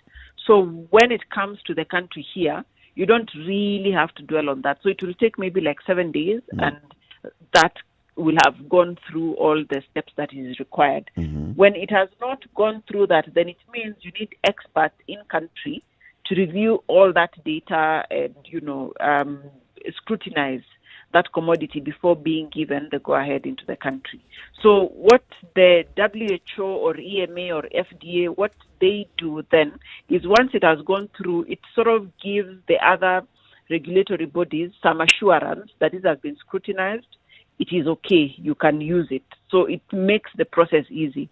But it does not stop one from relooking at everything in detail, or for the case of the vaccines like the Sputnik V, the Covaxin, which was in line, the Sinovac, which was also had made applications to be approved, it does not stop the country's own regulatory body from reviewing the data and giving it a go-ahead. And that's what our PPB had done. They looked at Sputnik V by themselves and decided this is okay, even though it had not gotten the approval by WHO or by FDA or EMA or in the UK. So everyone has their own autonomy to decide at the end of the day. But one that has already been reviewed by other people means many more eyes have looked at it, many more people have given it a go-ahead. So it would be good for you also to, it gives you some assurance that it's something worth considering. So that said, whether they have applied for authorization in those other countries, I'm not aware of, or by WHO, I'm not aware of. I've not seen anywhere where they may be under scrutiny or processing by these bodies. I have not seen. So I wouldn't be able to comment and say maybe they've applied, they haven't been given, or they're in the process. I have not yet seen that. Talking about now the politics then, and also the processes in country, the PPB, the Pharmacy and Poisons Board, is basically an organ that is under the Ministry of Health, is it not? Yes, it is. Now, we saw the Pharmacy and Poisons Board has received an application from the people who wanted to import the Sputnik 5. They go ahead and give it. And then days later, the Ministry of Health cancels that on grounds that, it had not gone through WHO. Is there any kind of especially on a matter such as this one of COVID-19, it's a pandemic, and vaccination is a very critical component here. Is there sort of a requirement, spoken or unspoken, for those two to be in consultation? So, for example, for PPB, before it approves, to have consultations with the National Emergency Response Committee. And in addition to that, as you do that, so does this mean then all Sputnik 5, for example, vaccinations have been stopped in country? Because we still see the Ministry of Health, as of yesterday, reporting the numbers of people who are being vaccinated by the same Sputnik 5. Yes. Okay. Okay. Maybe they want to clear the doses they had imported. Okay. But one thing I know is that the Sputnik V vaccine, since people have gotten their first dose, they have to get the second one of the same vaccine. You cannot mix the two vaccines. And why can't you mix them, Dr. Mercy? Okay, because each vaccine works differently. For example, explain that a little they've bit, been please. They've been designed differently. So, for example, the one that I know well of is the Oxford AstraZeneca vaccine, which uses a common cold virus called adenovirus to transport the DNA of the coronavirus into the cell so that it triggers an immune response. The mRNA vaccines, the Pfizer and Moderna, use directly inject the DNA, quote unquote, into the cell. So their mechanisms are different. We don't have an inactivated one yet, but you see they have two different working mechanisms. The Sputnik one, I'm not sure what kind of vaccine it is because of all the issues around it. I'm not sure what kind it is. So they work differently and they introduce differently in the body. So if I have AstraZeneca and I get Sputnik next, it will not give me maximum immunity as intended. So the Oxford Astra, when you get your dose today, you have to wait 8 to 12 weeks before your second one for it now to be like a booster for the first dose so that you can get maximum immunity. So it will be counterproductive to have two different vaccines. It will be like now you're starting afresh. Okay. So the people who got Sputnik V have to wait for their second dose of Sputnik V when it is due. So now, onto the story, City, just before Please that, go ahead. onto the question that I was asking, what's the inside story there between PPB and the National Emergency Response Committee? So that's now where I've come to. Now, when somebody wants vaccine, medicine approved for importation, they have to go through the Pharmacy and Poisons Board, and there's a whole process. You make your application, they do pre-application discussions and evaluations. Like now, that is what is actually happening currently for the Johnson & Johnson vaccine. Then there's a whole process so that the PPB can now give you an okay that this commodity, this vaccine or this drug is okay for human use or is okay for people to use. Then that okay is given to the Ministry of Health, who now agree whether to give these people market authorization or not. So what happened with the Sputnik V was the PPB gave the importers emergency use authorization in the country. So now they were to now continue with the rest of the process from the Ministry of Health to get now the market authorization and get updated and uploaded into the change system so that they are within the vaccination system and now the rest of the processing. So PPB here is just technical. The other things of going to the market and what to go do in the market now was from the Ministry of Health. And I think that is the point where it was suspended or it was banned. And from there they banned all other vaccines.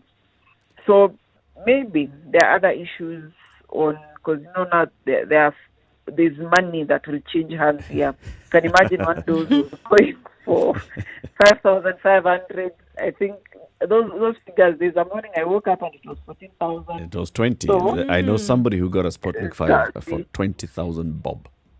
Yeah, so it started becoming something else because there was risk of exploitation of Kenyans. So, and I think that is where it stopped. We understand, Mercy, that you have a busy day ahead of you with everything else that you do. But can you just stay on the line for a bit? We do traffic, weather, and then that's fine. Some 2 or 3 burning questions. That's okay. Thank you very much. We are having a conversation with Dr. Mercy Korir, Health and Science Editor at the Standard Group, talking about vaccines, understanding vaccine rollout, looking at the challenges, the wins, the gains that have been made so far, the plan going ahead in terms of vaccines and getting the vaccines into the country. 28 minutes to 10. Time for us to take a break. Let's see what's happening on the roads and also look at the weather forecast for the remainder of the day. And then we come back. This is the Situation Room, the only way to start your day. Spice up your life. KE on Facebook, Instagram, and Twitter. The Spice Drive with Monique, the official soundtrack of getting you where you need to be. Still drizzling in certain parts of Nairobi at 18. It'll go highs of 23 today, lows of 16 through the city. It's 18 degrees and raining in Nyeri. Highs of 23, lows of 14. 15 will be the low in Nakuru.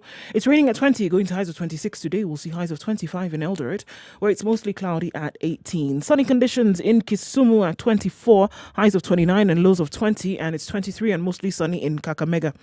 We'll see highs of 29 and lows of 16. It's raining in Mombasa at 30. That'll be the high for today. Lows of 25, lows of 27 in Malindi. It's also raining at 29. Mostly sunny conditions in Kampala at 23. The high will be 26, and we'll see highs of 29 in Dar es Salaam, where it's raining at 26. 18 degrees and sunny in Johannesburg, going to highs of 23 today. Lagos will record highs of 34 today. It's mostly sunny at 27. It's sunny at 24 in Kinshasa. Highs will be 33, lows of 25. And sunny in Beijing at 19, highs of 20, coming down to lows of 8. It's sunny in Paris at 4. That'll be the low for today, going to highs of 12. 11 will be the high in London, where it's sunny at 4 as well.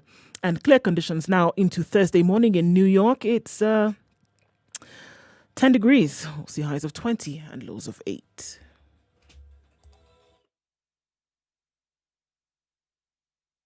Spice FM. Spice up your life. Traffic. Right, so we're still looking at bumper-to-bumper traffic outbound on Mombasa Road. Inbound is not too bad, but it's still there. So Langata Road, those who are trying to join Mombasa Road and get into the city have been there for a very long time. It looks like it's creating a mess. People have chosen to go towards Bagathi Way, but that's also caused some traffic this morning. So this is where we're looking at the trouble spots. All right. Coming off of Thika Road into the city now is looking much better. Coming off industrial area, also looking fine. So Mombasa Road is where the finger is hurting on the hand today. Keep an eye on that through the morning. Let us know also if you get stuck somewhere. Or if you find a route that can be used, text on 40127 or tweet us on SpiceFM KE.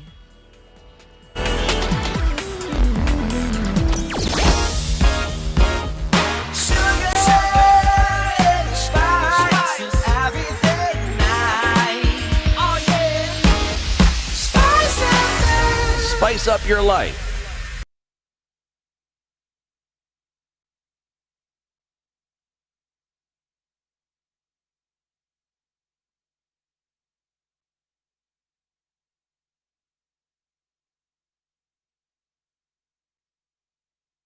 Twenty-four to 10. This is Kenya's biggest conversation. Still continuing a conversation with Dr. Mercy Korir, Health and Science Editor at the Standard Group. Dr. Mercy, vaccine rollout. Several weeks down the road now, and we are at a point where we still haven't reached, well, we're just approaching 300,000. But looking at the statistics and the figures from some counties, a county like Nyamira has not yet reached 1,000 people vaccinated. They were at 800. Mm-hmm. What is it? I mean, yes, there's a whole issue of the initial stages where there was a vaccine hesitancy from the frontline workers. It was opened up to 58 years and above. Journalists such as ourselves have received, somebody who works in the medical profession, C.T. Buga, was vaccinated a couple of weeks later. Ndu and I have gotten our jabs. But we are still far below the target of 500,000 people. What's happening? So this vaccine started on a slow note. Remember, one of the ways of getting people vaccinated is not just to show up with a vaccine and say, here's a vaccine. There are supposed to have been some serious sensitization, education, especially of healthcare workers, because this will be your ambassadors for the vaccination. So that did not happen. I remember when the vaccine was arriving on 2nd March, that very day, during the days when the sensitization of healthcare workers was being done, and it was not even healthcare workers on the ground, but top officials from the counties were the ones, health officials from the counties were the ones being informed about the vaccine on the very day that it is coming. So there's been very poor communication by government on the vaccine. And this is sad because Africa CDC had done some survey in December. Some also researchers around Kenya had done a preliminary survey amongst healthcare workers about the possible uptake of the vaccine, and it showed that there would be hesitancy. And in Africa, CDC did that. Kenya was among the countries which was likely to have very low uptake of the vaccine. But this information obviously was not acted upon. So it's not like it's something we didn't know. Maybe somebody knew and probably assumed there would be a mad rush for the vaccine by the frontline healthcare workers.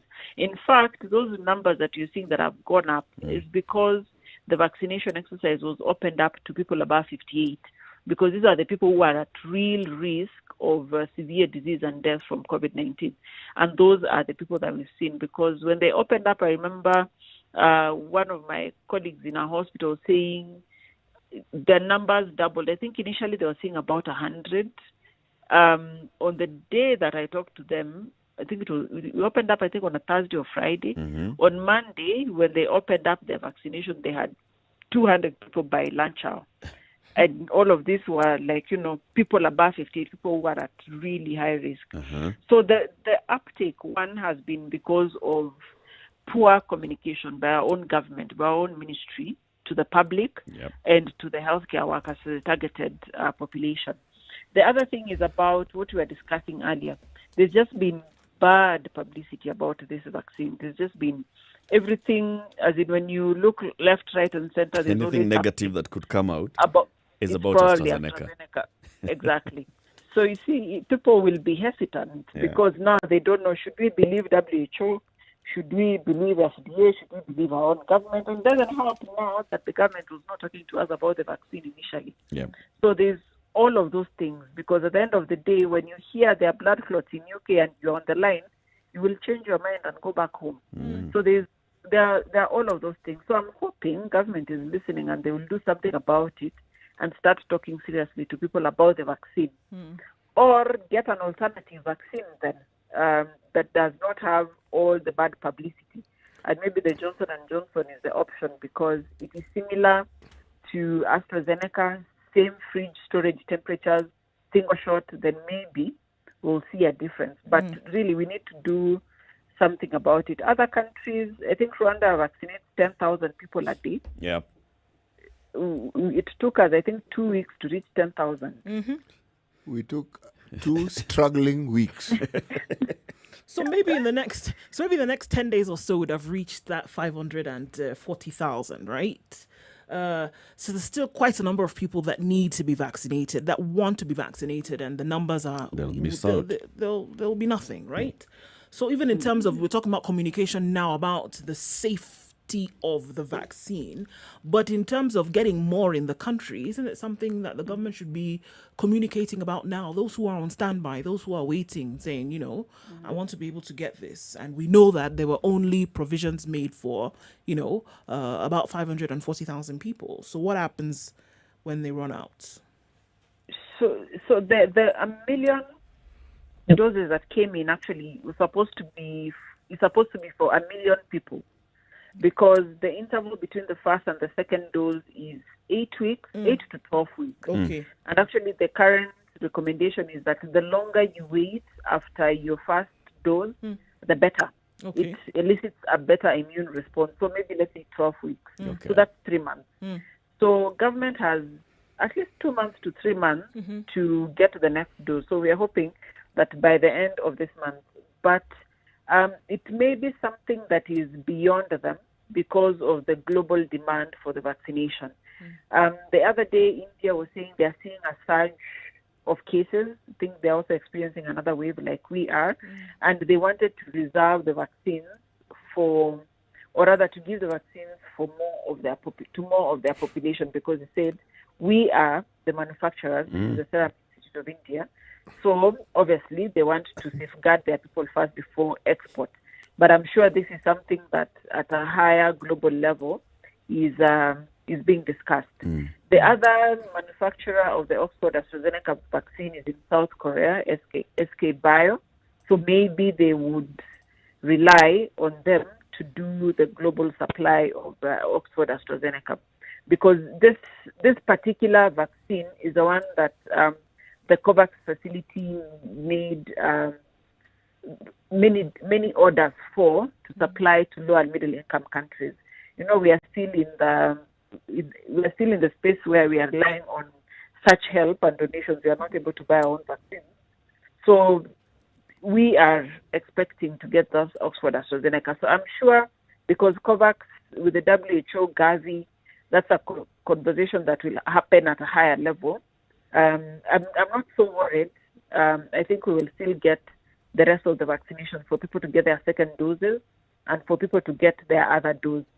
In parallel, there's conversation, as I said earlier, for Johnson & Johnson vaccine, single-shot vaccine, to be introduced in the country. And this was after an agreement between the Africa CDC, to AU, and Janssen to supply 400 million doses of this vaccine to the African continent. The target in Africa is to get 80% of the population vaccinated. I smirk because the 400 million you speak of is the dosage that the UK alone has kept for their citizens. And we're talking about a population of how many? 60 million? But that's not what really what I wanted to ask. In this country, we don't have a shortage of human resource who understand viruses, who've studied virology. We have an entire institution that deals with nothing but medical research, and they even have a department that deals with this. We have centers within that particular institution that were involved in the process of determining the efficacy of this very same AstraZeneca vaccine. Now tell me, when you talk to your people, people whom you know well in some of these fields, how do they explain this situation where you allow the country continue wallowing in a misunderstanding of the vaccine, a misunderstanding of the consequence of the vaccine, and yet there are these competent people who can explain it clearly so that it is understood. People who can explain the research process, people who can explain what is to be expected.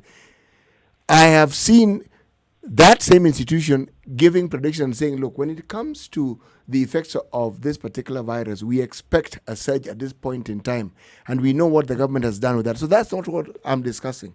The possibility of just explaining so that people understand, and you know that the people explaining it to you are not only competent, but they understand this subject well. Why is there this shortfall, and why is there this failure? I think the Situation Room has been on this issue for a long time about communication from relevant people. And I think it's a question we'll keep asking as long as this pandemic is here. Not even the pandemic, almost every other topic, where there are competent people, but we cannot hear them. And so they create room for misinformation, rumors, and all of those things. For me, particularly with the vaccine, I just put the blame on government, because they have a whole task force on the vaccine with all of these experts City is talking about, not just on the vaccine, but also on the virus and other viruses. They should have already been prepared to talk to us in various channels and platforms, mainstream media, social media, all of these places. But that has not happened. I don't know if it's about funding. I don't know if it's about willingness. I don't know if it's shying away from engaging the public or thinking it's too complex a topic. I actually don't have an answer to it, just like we are always asking every day. I think, why can't we just get information straight and correct, forthright? I don't have an answer for that. I mean, it could just be, I think it's clear that from those quarters, it's not evident to them the importance of giving out this information and communication. Because if it was of a direct interest to them, I see them doing this, not realizing the importance that it bears to tell people exactly what is going on. Then you're not going to do it. It's not that they don't know how. It's that not that they don't know what to say, or that they're of want of what to say. It's just that they don't see the importance of giving this information or communicating this. There's a comment here from Tony. Tony says, besides prolonging the vagaries of the pandemic, particularly economic recovery, the slow rollout in Kenya and Africa by extension will lead to another travel crisis in the coming months once the leading countries fully vaccinate their populations. As you saw 3 days ago, for instance, Israel had already vaccinated over 50% of their population. US had hit 40%. There is likelihood of US, UK, China, and others shutting down their borders to people who don't have a vaccine or who have not been vaccinated. Already, if you just look at the response that our Foreign Affairs Ministry, in that fit of rage, gave to the UK, they said, if you don't have a COVID vaccine certificate, you are not going to be allowed to enter this country. Can you imagine if now we get to a point where by mid next year, countries such as the UK say if transiting or getting into the UK, you must have a COVID vaccine certificate. And yet by that time, we'll even not have hit 30% of our population. No, definitely something has to give and something has to change. We cannot continue with this slow uptake or slow rollout of the vaccine. And personally, I think it would be a good thing when there's that global pressure and global ban that, you need vaccination for you to do A, B, C, and D, because then that would probably push government to do more, to get more people vaccinated. Because you can imagine if you cannot travel, if you cannot do some things, or people cannot come into your country, then it will have some economic impact at some point. So for me, that will not be such a bad thing. Because one, it will spur us to move faster. The other bit about all of these other countries quickly vaccinating their populations, for me, is that once they are done with their vaccinations, then we'll have more vaccines available. They'll give us now. Now we will get the vaccines. So it means the Pfizer, Moderna, for example, will be available to be used in other countries. More of those vaccines will be available. The Johnson & Johnson, because their populations will have been vaccinated. They have saturated and their remember, market.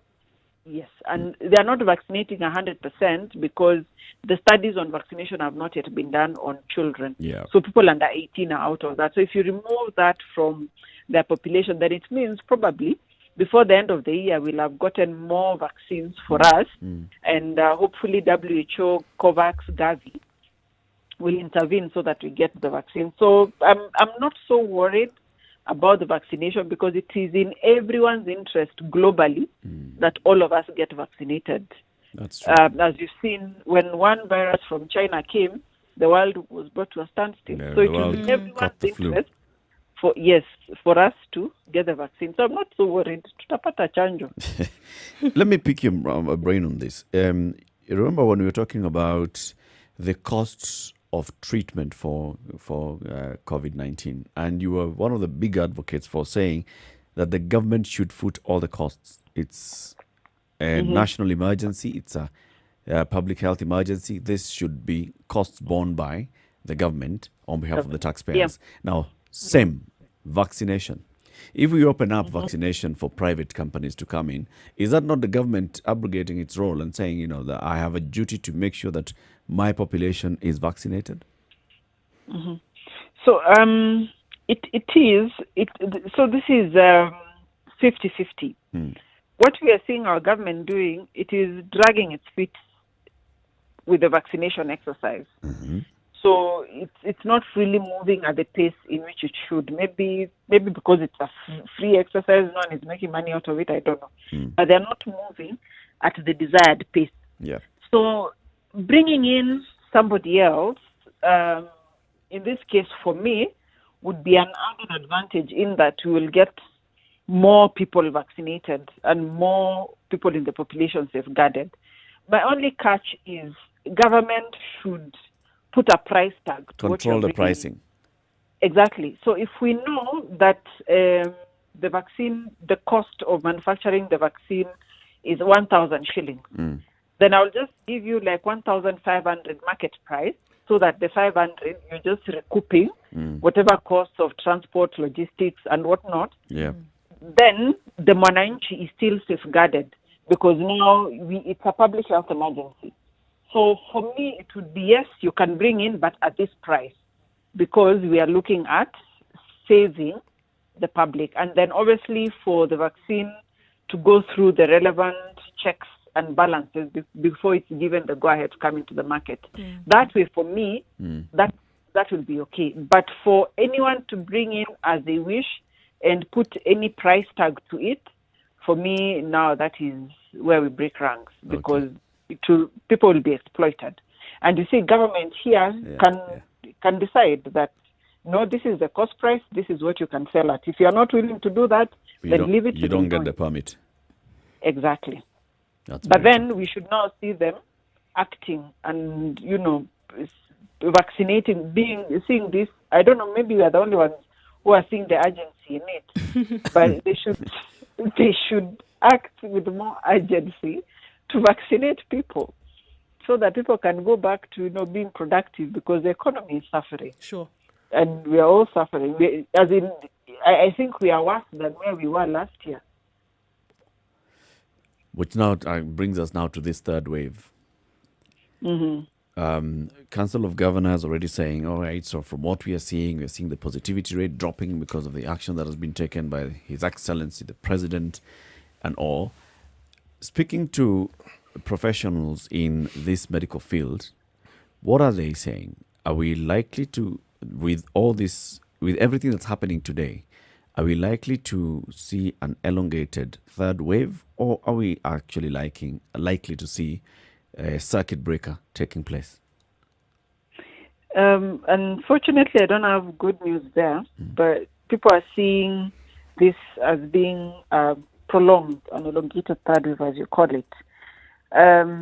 So, and this goes back to, I think, when we had a peak in October, November. Yeah. Then we had a dip. Then December, guys were like, phew, nothing happened. Then January, you open school, guys are like, this thing is okay. Yeah. Then from mid-February now, we started seeing a rise in cases. We kind of raised the alarm, but people are like, no, you're just being alarmist. Then in March, it was obvious now that it was a crisis. So it took us longer to react. And remember, the robust testing died, contact tracing died. Okay, let me not say died. Excuse me. It's okay. When you're on life support, what are you? Contact tracing died. That's okay, the contact truth. tracing is so all of these things that would have broken the transmission did not happen for 3 whole months. So we expect that these cases will be more, because people don't know that they even have the virus. By the time they're finding out, they have met like 10 other people. That's one. Second, in January, I think it was Washington State University had done just a random survey of Nairobi. And at that time, they had said they estimate that 35% of Nairobians already have the virus. Nobody acted on it. So people then were shocked that we were seeing positivity rates, double digits, 20%. You shouldn't have been shocked. All the signs were there. And then the super spreader events, I would not even talk about those political rallies. So everything was just a petri dish to the third wave we are in. Then now the straw that breaks the camel's back is that we have variants in circulation. For Nairobi, we are not very sure which kind of variant, but it seems that whatever we have, especially in Nairobi, is lethal, because we are seeing younger people getting severe disease. We're seeing younger people dying. These are people between 30 to 50 years. People, that age group, which was not being affected last year, is dying. And the other thing is that some people don't even have any symptoms. Then 1 minute they have difficulty in breathing. You do a swab, they are negative. But when you do a CT scan, you find that their lungs are actually gone. They are really bad. So people are presenting with severe disease and it's already late and they've already, interacted with many people. So from where I sit, we are actually in not so good a place. And that's why this vaccination is very key. It's critical. One. Yes. And two, for people now to take it as an emergency and safeguard themselves. I mean, if you don't need to go somewhere, don't go. Carry your sanitizer, wash your hands all the time, wear a mask throughout. If you don't need to go to a party, don't go. But people are still... Should they even be parties? Unless they're virtual. No, parties are happening actually. And this is the super spreader event. Oh yes, oh yes. From where we are, this third wave is likely to hit us and hit us bad. I was seeing the statistics yesterday. We had 200 and something people in ICU. And you can imagine we have only about 500 beds of ICU in the whole country. And almost half of them are occupied by people with COVID-19. What does that tell you? That where we are, last year we didn't see such numbers. So it tells you that we are really in a bad place. That's very true. And then add that we don't have oxygen. I mean, our problems are many. Dr. Mercy Korir, thank you very much for speaking to us. Actually, indeed, from yesterday's figures, 236 patients are in ICU. 53 of them on ventilatory support. That's a very high number. Thank you for joining us today. We hope to have more conversations with you again in coming days. Thank you. I'll be glad to. Thanks, Doc. Listen to today's proverb from CT. It's a question, so answer this. It's a question proverb. If you are building a house and the nail breaks, do you stop building the house or do you change the nail?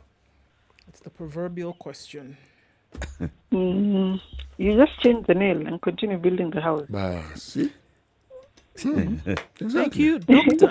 I wish you were with us at 6 in the morning. Asante sana, daktari. What is that? Because that's what I said, and this gentleman started taking me to the wood. What is that place called? Hardware. They Go to started the asking hardware. me, I don't Take know all what. the nails to the hardware and Take sue the sort guy them at out, the sue hardware the store. hardware. Stop building your house. Opening do a reality statement check. I mean, to that person, stop joking with me. Yes. Go to the hardware store and sue that person. Sue the daylight out of that person. Dr. Mercy, you said it simply. Change the nail, Abby. Just change that one nail.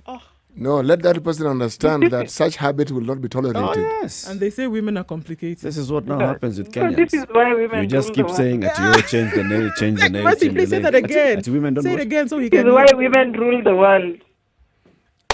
Because of what? Broken nails? Because of building houses. Thank you, Mercy. Have a good day. Have a good day. It's 10 o'clock and we thank you very much for tuning into the Situation Room today. Join us again tomorrow morning. Tomorrow we'll be speaking with, what's his title? Dr. James Mwangi. Yes. Who is he at Equity? Group CEO. There you go.